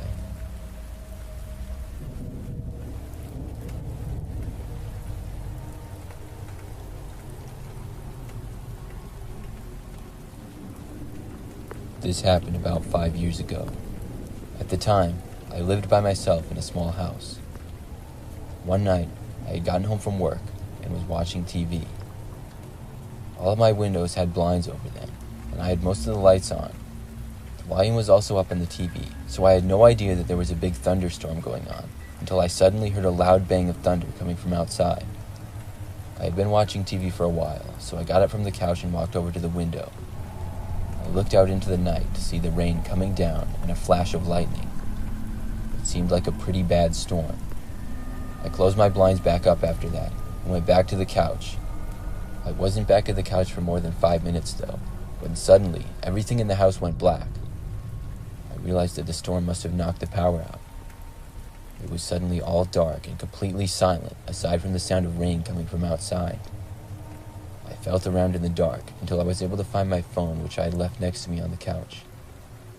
Once I found it, I turned on the flashlight on my phone to be able to see. I knew that I had a portable lamp which ran on batteries in my closet, so using my flashlight, I walked over to my bedroom. Once inside, I began to look in the closet. As I was in the closet looking there, I then heard a noise coming back out from my living room as if someone was walking. I had hardwood floors, so it was especially loud when you walked on the floor, and mine happened to creak a little bit as well. There was no question in my mind that somebody was walking through my living room. I got a really bad feeling and didn't know what to do. I thought there was no way somebody could have gotten into my house, because I'm always really good about locking the doors and things like that. I got up and walked out of my bedroom with the light still on my phone. Once I stepped out into the hallway, I shined the light into the room for a second. As the light passed the living room, it revealed a figure of a man seemingly walking about 20 feet away from me through my living room. I jumped back and ran back into my bedroom. I couldn't believe there was actually somebody inside my house. I went into my closet and this time got completely inside and shut the door. I became as quiet as I could and heard the same noise of someone walking around the living room.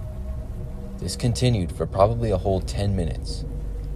I was hoping whoever was there wouldn't come into my bedroom, and I was literally holding my breath. The strange thing was that obviously they had seen me because of the light I had shined in the room, but they never left and weren't coming into my bedroom. Finally, the sounds stopped. I got super quiet for like 10 more minutes. I was probably just too scared to move, but eventually I was able to get up and leave my closet. Just then, the power suddenly came back on in my house. I walked over and turned on the light. Then I looked out my bedroom down the hall into the living room. I didn't see anybody now. The carefully walked all around the house, checking every single room. Whoever had been there was now gone. As I looked around, nothing seemed stolen or out of place either. I then checked all the windows and doors, and they were all closed and locked as well. I have no idea how the person got in or left.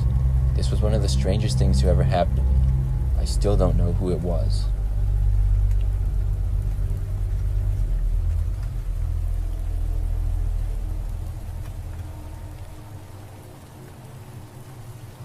A few weeks ago, I was driving home in my car after a late night workout at the gym. I lived maybe 10 minutes away, and basically just drove on the highway for 5 minutes, then a quieter road for 5 more minutes until I reached my street. About 2 or 3 minutes into going home, it started to storm outside. It very quickly became a bad thunderstorm, and there was lightning and a strong downpour of rain. My windshield wipers were going as fast as they could, just so I could see in front of me. Thankfully, there weren't too many other cars out on the road, and I drove really slow. Eventually, I made it off the highway into the quieter road, but when I did, the rain seemed to increase. This road wasn't lit as well as the highway, and I couldn't see more than probably 10 feet in front of me. It became so bad that I decided I needed to pull over on the side of the road and wait until the visibility was better.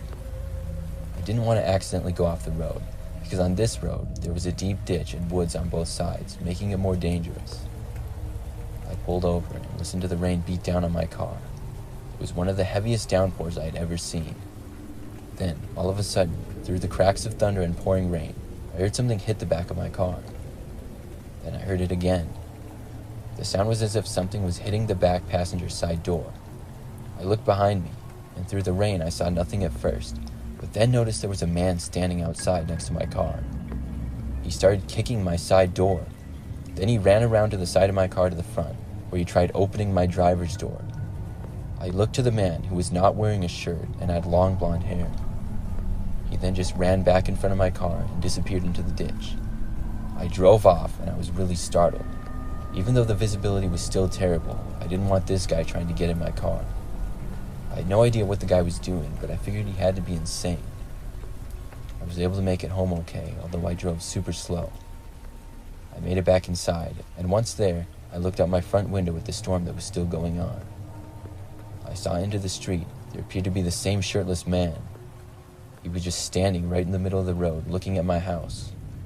I was terrified, and ducked down from the window, hoping that he didn't see me. A minute later, I looked back again, but the man was now gone. I was so scared he was going to try to break in or something that night, but he never did. I still don't know where he came from, if he was in the woods or what, and I don't know how he got to my house or who he was. These are things that still creep me out.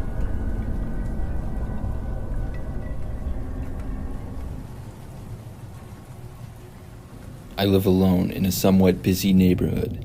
This happened about a year ago. It was the winter time, and I live in a climate that typically gets a lot of snow. Not only was there already some snow on the ground, but it was also very cold. One night, I was at home by myself when it started to snow a lot. I had heard about a large snowstorm that was supposed to hit the area, so I had no intentions of going anywhere. Luckily for me, I was working at home for the next several days. Pretty soon, the snow really started to come down. I looked out my window occasionally to see more snow each time. It was very heavy snowfall as well. Soon it was nighttime, and I was really glad that I didn't have to be anywhere. Occasionally, a snowplow would drive down my street, but other than that, it was very quiet. At probably like 7 p.m., suddenly there was a knock at my front door. I found this to be pretty odd. I walked over and looked out of the window. A young woman was standing there. I didn't see a car or anything, so I didn't know where she had come from. But at my house, from my front windows, I don't have a very good view of the street or even my driveway. I didn't know who she was, and she wasn't really dressed for the weather. She just had pants and a sweatshirt on and appeared to be in her early 20s. I opened the door and asked her what she was doing out in this snowstorm. The woman asked me if she could come inside my house to warm up. Her story was that her ex-boyfriend kicked her out of his car and then drove off, or something like that. I asked her if there was anybody that could come and pick her up or something. She said that she had just called her mom, and she was going to come. I didn't really like the idea of somebody who I didn't know coming inside of my house. For some reason, I felt like it was a bad idea. But I did feel bad for her with it being a snowstorm and everything, so I allowed her to come inside. I told her she could wait right inside the door. When you enter the front door at my house, it's kind of between the living room and dining room. The front door is on the left side of the house. The living room is to the right and the dining room is straight ahead. After the woman entered, she made a beeline walking straight into the dining room. I was really confused, but I didn't say anything. I just watched her. She kind of said something quietly like, "Sorry, 1 second." Then she walked all the way to the back of the house and was going out of my sight. I started to walk closer to her to see what she was doing. As soon as I looked around the corner and saw her again, she was at the back door of my house and opening it up. My first thought was wondering why she was going back outside if she wanted to come inside so badly. But that thought was interrupted when I saw the door open and 2 men suddenly walked right inside of it. I couldn't believe it. At that point, for me, my instincts just kicked in. I instantly turned and ran the opposite direction. I ran towards my hallway where my bedroom and bathroom was. I heard multiple footsteps coming after me, but they were still a ways back. After I got inside my bathroom, I closed the door and locked it. But just seconds later, somebody tried opening the door. There were multiple people outside of my bathroom now. Nobody said anything though, including me. After the door wouldn't open, there were a few loud bangs on it. I got out my phone to call the police, but did not feel safe staying in the bathroom. So right after dialing 911, before I spoke to the operator or anything, I tried opening my window as quickly as I could. I probably did it in record time, and then I jumped out of my bathroom window and landed on a bush that was covered in snow. Then I ran through the deep snow in my yard and fell several times trying to run fast. I made it back to my feet quickly though, and eventually I got around my house and to the street. I just kept running until I made it as far away from my house as I could. Then I was finally able to talk with the 911 operator. I said everything that happened, and after that I walked down my street far away and waited until the police arrived. I didn't have a coat on or anything, but the crazy part is that I wasn't even cold at all. My adrenaline was going too much. When the police got there, the woman and the 2 men had taken off. I got back to my house to find it a mess. There was stuff all over the floor and a few things were stolen. It could have been much worse though, as I saw they didn't go in every room. They probably realized after I got away that they would have limited time before the police got there. I feel very lucky that I made it out safely. I'm not sure what those people would have done if I had stayed. Would they have tried to hurt me? I hope not, but I will never know. Since that happened, I don't answer my door to anybody that I don't already know. I also have installed a Ring doorbell, which would have been nice to have at the time of the incident. I'm hoping nothing like that ever happens again.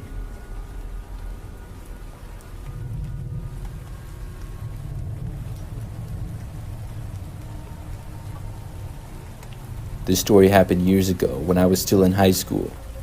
During that time, I was pretty busy. I went to school 5 days a week and then worked a part-time job at a nearby restaurant.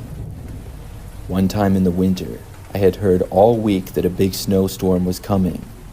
It was supposed to hit in the afternoon, and this was not good because I had to work after school until 8 p.m. Luckily though, the snow held up a bit. It started just towards the end of my shift, and as I was driving home, it started to intensify. I was able to make it home safely though, and then it really started coming down. After I made it home, I did some homework and then went into my bedroom to play video games. It was a Friday night, so I had no school the next day. I also didn't have to work. My parents went to bed at probably like 10 or 11, but I wasn't planning on going to bed for a while. My bedroom was on the front side of the house and across and down the hallway a little bit from my parents'.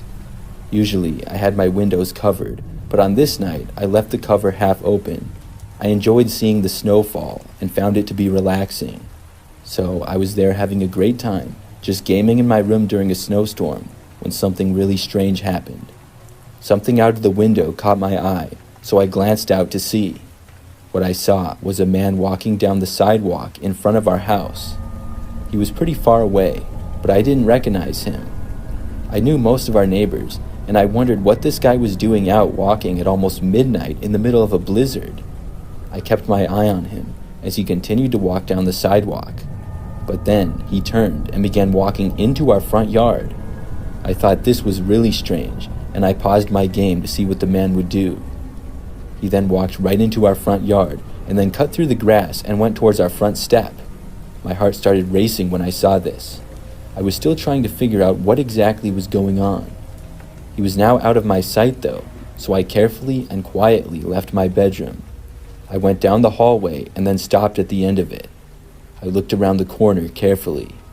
We had a large front window that had a shade over it, but you could still basically see people on the other side, or at least you could see their shadows. I didn't want him to see mine. He was standing at the front step, I could tell. I was expecting him to knock on the door or ring the doorbell any second, but he didn't. He was just standing there in silence. This went on for probably a minute or two. Then the man started walking away. He was going back through the yard, and then he stopped at the window. I jumped back when I saw this. The man was standing right next to the living room window, and possibly trying to look in. I really couldn't tell though. I quietly went back into my bedroom down the hallway. When I got in, I was listening closely if I could hear anything. After a few moments, I looked out of my window towards where the man had been before. He was gone now. I left my bedroom and went to the end of the hallway and looked out. I didn't see the man out the front window.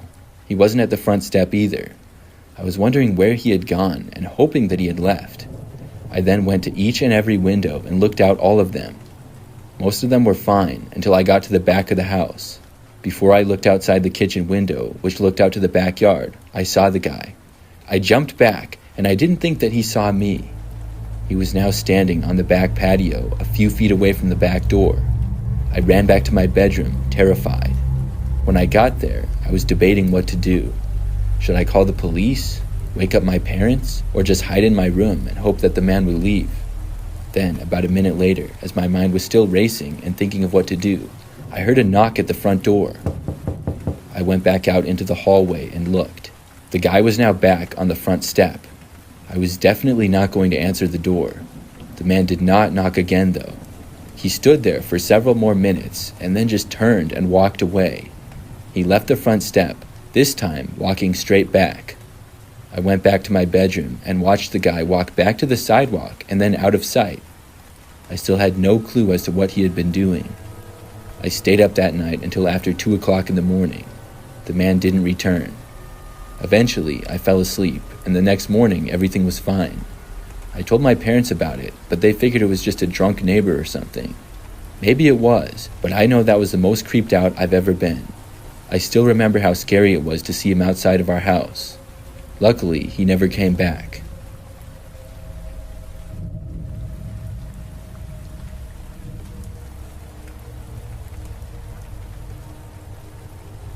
This story occurred when I was driving back home from work one night. It was snowing like crazy and had been for quite some time. I got off of work late, which was not good news for me, because when I got back to my car, I had to clear off all of the snow with a snow scraper, and there was probably like 3 or 4 inches on top of it already. Then I got inside my car and left, and quickly realized that the driving conditions were not safe at all. It was probably 10 p.m. at this point. I drove very slowly on the roads, and there seemed to be hardly anybody else out driving. It would normally take me about 15 minutes to get home. This time, though, I think it took almost 30. Basically, the entire way back, I really only noticed one car, and it was driving behind me.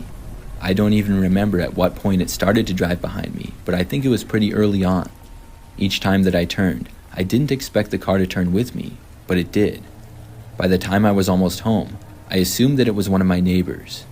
The roads were so slippery that you had to take every turn very slow. When I turned onto my street, the car behind me did as well at a very slow speed. I was pretty sure that it was a neighbor.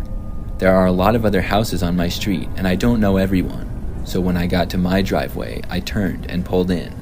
The car following me kept going down the street. I have a garage at my house, but it's detached. I drove up to it and then opened the garage, drove inside, and then closed the garage door. Then I turned my car off and got out. After that, I got my bags from the back seat. Then I left the garage to walk to the house, but as soon as I opened the garage door, I saw a car parked in my driveway. It must have been the same one that had seemingly been following me. I was really confused and didn't know what was going on. I made it between my garage and house and had to walk around to the front door. When I saw the car, I stopped for a second and thought about what to do. I couldn't tell who was driving the car because of it being dark out and the headlights, plus all the snow. I didn't know who it was or what they were doing here. Instead of confronting them or something, I decided not to. I chose to ignore them and walk right past. Looking back, it was kind of weird, but I just wanted to get inside. I figured they would probably drive away, plus it was snowing and it was safer inside. I turned and began walking along the front of my house to the door. When I was about halfway there, I heard the door to the car open. Whoever had been inside must have gotten out. I kept walking and didn't bother to turn around, and when I just about made it to my front door, finally decided to look over. When I did, I saw a man standing there next to the car, wearing a really creepy-looking clown mask. It sent a shiver down my spine. I hurried and unlocked the door and then got inside. He didn't move though. He just stood there. It was really creeping me out, and after getting inside, I went to the other end of the house. I wanted to just ignore it. When I went back a few minutes later, he was gone. The car and the guy in the clown mask. I was happy to see that, but the whole situation still seemed really odd to me. Why would somebody follow me in that bad of a snowstorm? The driving conditions were terrible. Then he just stood there, staring at me like a complete weirdo. It's something that still leaves me wondering today.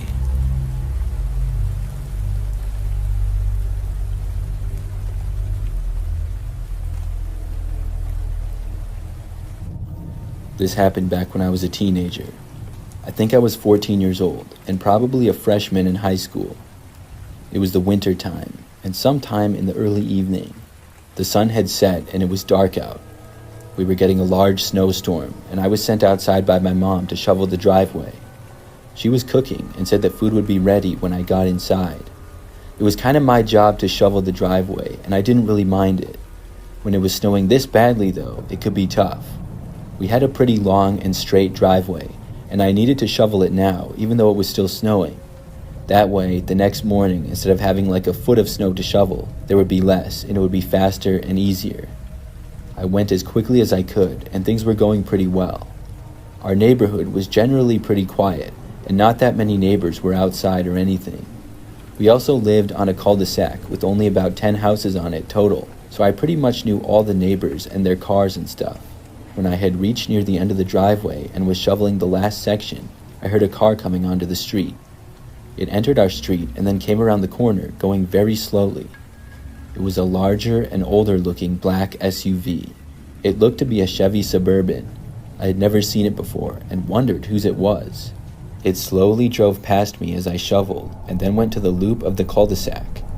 It went around there and then started to come back down the street. At that point, I guessed that it was somebody who was on the wrong street. They were probably just going to go back around, but they were going extremely slow. Then they started to slow down in front of our driveway, and it kind of creeped me out a little bit. They moved past though, but then pulled over on the side of the street right in front of our house. It was only about 50 feet away from me. I wondered who on earth it could be. In fact, I wanted to just run back inside of my house right then and there, but I figured that would be weird and decided to just keep shoveling. The car sat there with the engine running and nobody got out of it. I glanced, but I couldn't see who was inside at all. It was not a good angle to see the driver, plus it was dark out and the windows were tinted. I shoveled, trying to hurry up and finish so I wouldn't have to be creeped out by this strange vehicle. The SUV then shut off, but nobody got out. After probably 2 or 3 minutes of the SUV just sitting there, the door finally opened. I was now almost at the complete end of the driveway. I saw a man get out of the car, and then he began walking over to me. He was kind of tall and thin and wore a black jacket and jeans. He also wore a winter hat and had sort of long hair. When I saw that he was walking straight for me, I really wanted to just get out of there. I told myself not to though, and I shouldn't be afraid of people. The guy walked right up to me and said hi. I said hi to him and was really nervous. The guy asked me if I wanted some help shoveling and said that he could help me. I told him no thanks and that I was just about done. He then asked me if I lived there, and I said yes. He just stood there for a few moments as I finished up the shoveling. Then he said something that really creeped me out. The guy asked me if I wanted a ride anywhere. I asked him why. He said, "I could take you anywhere you want to go right now if you want." I was really confused by this. I said no to the man and that I was supposed to go inside now. I started to walk away. The guy stood there and watched me as I started heading back. When I made it about halfway up the driveway, I heard him walking back to his car. It was a relief. When I made it back inside, I told my parents about the guy. We looked out the window, but he was gone now. This was one of the stranger things that had ever happened to me. But that night, I stayed up kind of late. It was probably like 10 p.m., and I looked out of my window and noticed that the SUV was back. I really couldn't believe it. I kept my eyes on it and could see that the engine was running. The same man was probably inside, and I was hoping that he wouldn't get out. I really just couldn't believe that he had come back. He was parked in the exact same place as before. Then, after about a minute, the truck drove away. I went and told my parents. My dad went outside, but the man was long gone by then. After that night, I never saw the truck or the man after that. The story still gives me the creeps when I think back to it, though. I don't know why the guy came down our street or what he was doing. I'm really glad that he didn't try to make me go with him or something. Looking back, I probably should have gone inside as soon as I saw the car parking in front of our yard.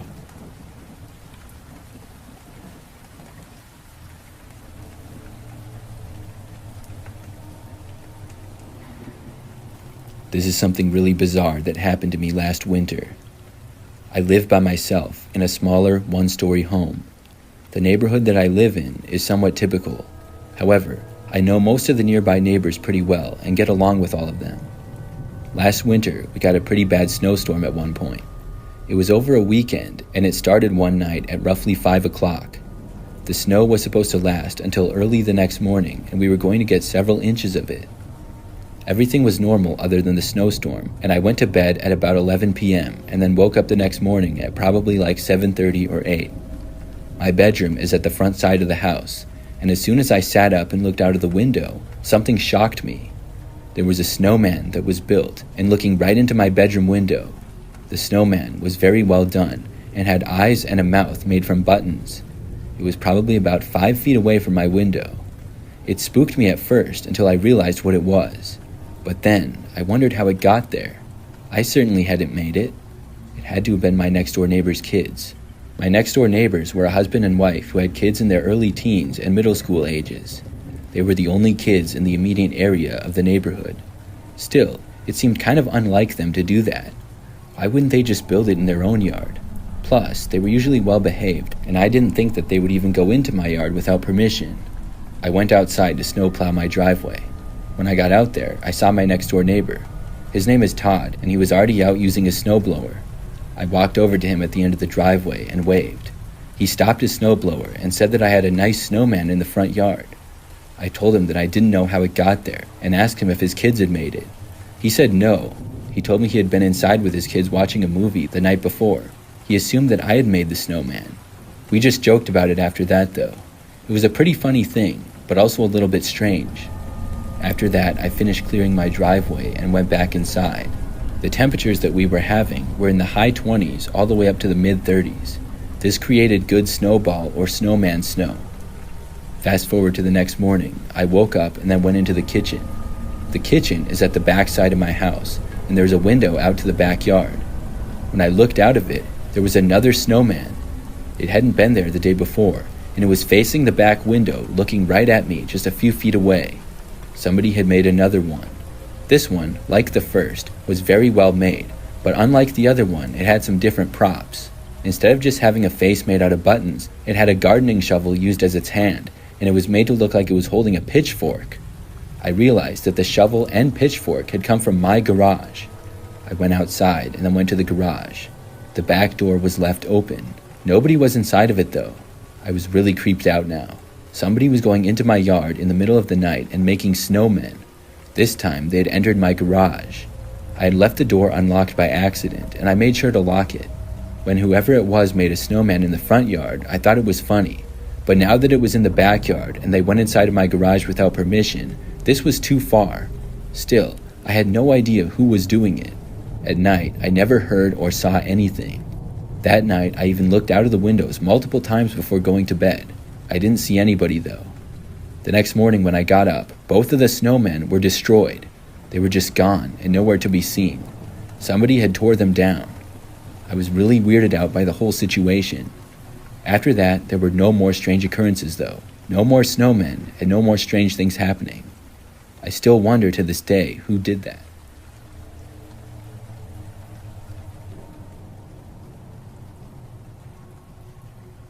I was by myself at home a few years ago and a really bad storm hit.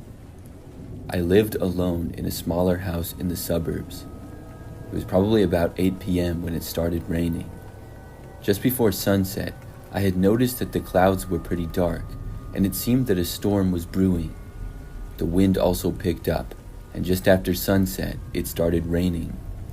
Things picked up quite a bit, and I remember that there was a severe thunderstorm warning in my area as well. I was just staying inside and having a normal night, other than hearing the thunder outside occasionally. But about 20 or 30 minutes into the storm, the power suddenly went out. My TV shut off, the lights went out, and it became pitch black. Everything went silent as well. Now I could only hear the sound of the falling rain outside and the thunder. It was not that uncommon for the power to go out in a really bad storm. It had happened a couple of times over the year that I had lived there. Usually it would not be out for too long, maybe a couple of hours at most. I went on my phone for a while because I couldn't do much else. Then I went over to the front window and looked out, just watching the storm. The rain was still coming down very heavy. I could see my entire front yard and then parts of the street and a couple of neighbors' houses. As I sat there looking out the front window for a while, I noticed somebody walking down the street. This was odd because there was no sidewalk on my street, but it was also weird to see somebody out walking in such a thunderstorm. The person was wearing a black rain jacket and appeared to be a man, but I couldn't see very well.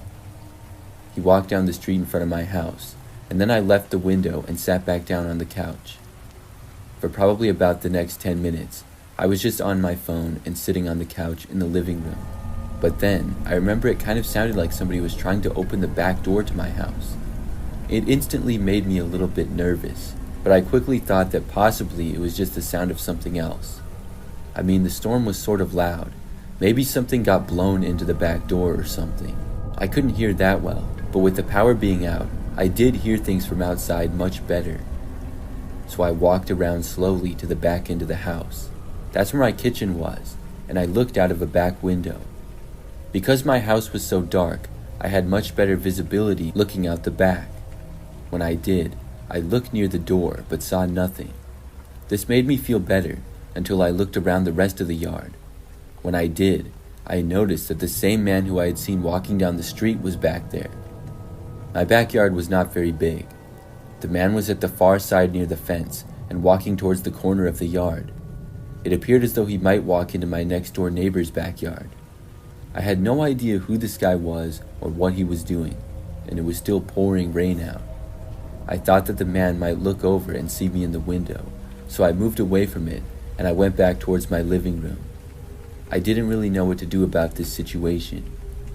I stayed in the living room for maybe the next 20 to 30 minutes. Then I heard a knocking sound coming from the back door to my house. It was really surprising to me. I was sure that the man in the backyard had been leaving, but I knew that this had to be him. The knocking was very loud and startling. I got up and walked back to look to the window, but when I got there, nobody was at the door. I looked out of a back window and all around my yard. However, I did not see anybody. I kept looking for like 10 minutes, but never saw anything. I went back into the living room after that. There were no more knocks or strange noises. Less than an hour later, the storm stopped and my power was restored. I kept an eye out back for the rest of the night though, but didn't see the guy again.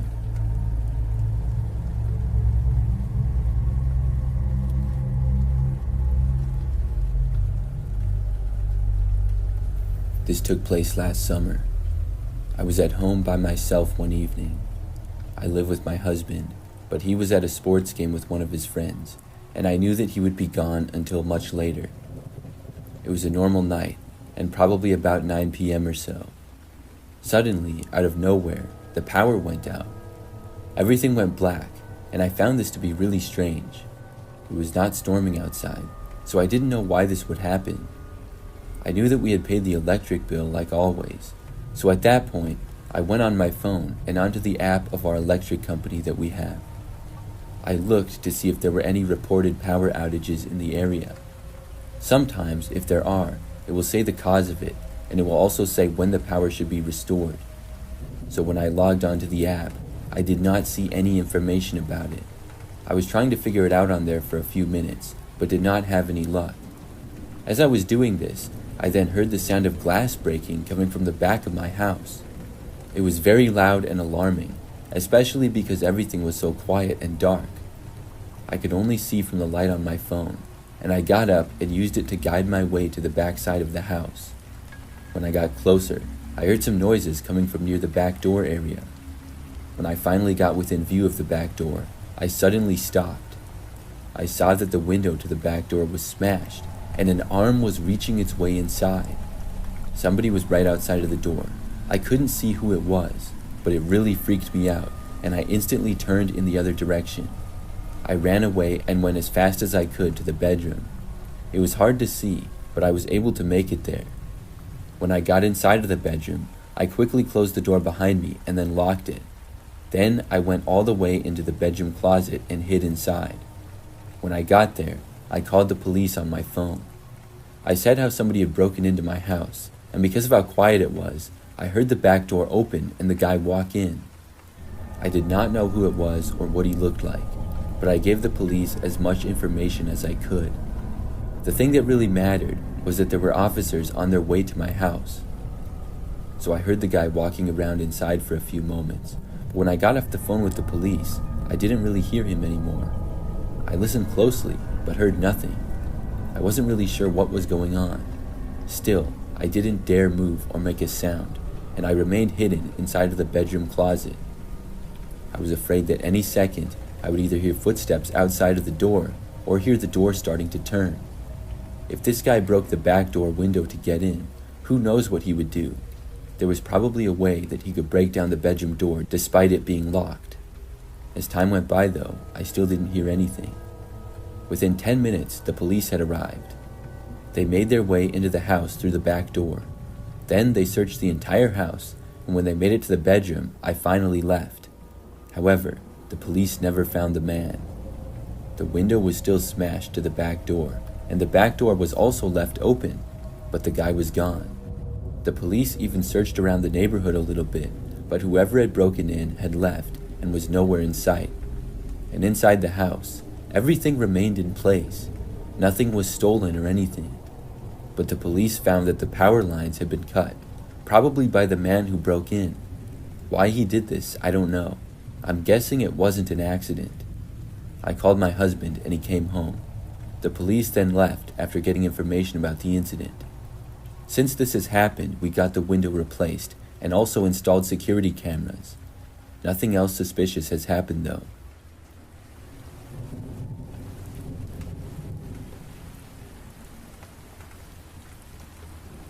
This happened back when I was a child. I think I was 9 years old if I'm remembering correctly. One night during the summertime, I was sleeping in my bedroom, which I had all to myself. However, I was awoken in the night because there was a big thunderstorm going on. I remember that it was something like 2 o'clock in the morning. I was a little bit scared of big storms at that age, and I knew that I wouldn't be able to fall back asleep right away. So I got out of bed and turned the light on. Then I got back into bed and I got my Nintendo DS from my bedside table. I turned it on, and that's about when the lights suddenly turned off and I realized that we had lost power. My digital clock turned off as well, and everything got really quiet. I could just hear the rain pouring outside and the rest of the storm. I then went underneath my covers and started playing some games on my DS. My plan was to just play until I finally got sleepy again, or it stopped storming. I knew that my parents and siblings were all asleep, and I didn't want to wake anybody up. So I hoped that the power would come back on soon, but luckily my DS had a good battery life. I was playing for quite a while, and I was hearing the storm going on in the background. At one point, it sounded like the storm was lightening up, so I wanted to look out of the window and see for myself. I lifted up the blanket that I was hiding under and looked over to the window. When I did, I was surprised to see that there was some woman standing there. I did not know who she was. My window looked out to the backyard, and this woman was standing right there and looking at me. I quickly covered myself back up with the blanket. I had no idea where she came from or how long she had been standing there. I don't have a great memory of what she looked like. I just know that seeing her really scared me. When I was under the blanket on my bed, I was too scared to get up and leave. I just stayed there. After a short time, I heard the woman say something, but couldn't make it out. Then, there was a slight knock on my window. I ignored it. I was really too scared to move. After a few minutes, though, I didn't hear anything more, so I gathered up some courage and looked again. When I did, not only was the woman still standing there, but she was staring right at me. I quickly got up this time and ran away. I left my bedroom and went down the hallway to my parents' room. Then I woke them up and told them what had happened. By the time my parents made it back to my bedroom, the woman was gone. My dad went outside and searched the yard, but said that she must have left. Luckily, the power came back on a short time later and the storm ended. This remains one of the scariest moments of my life. I never found out who the woman was or what she was doing there. I mean, it's pretty creepy to stare into a kid's bedroom during a thunderstorm in the middle of the night. I'm just glad that she never returned.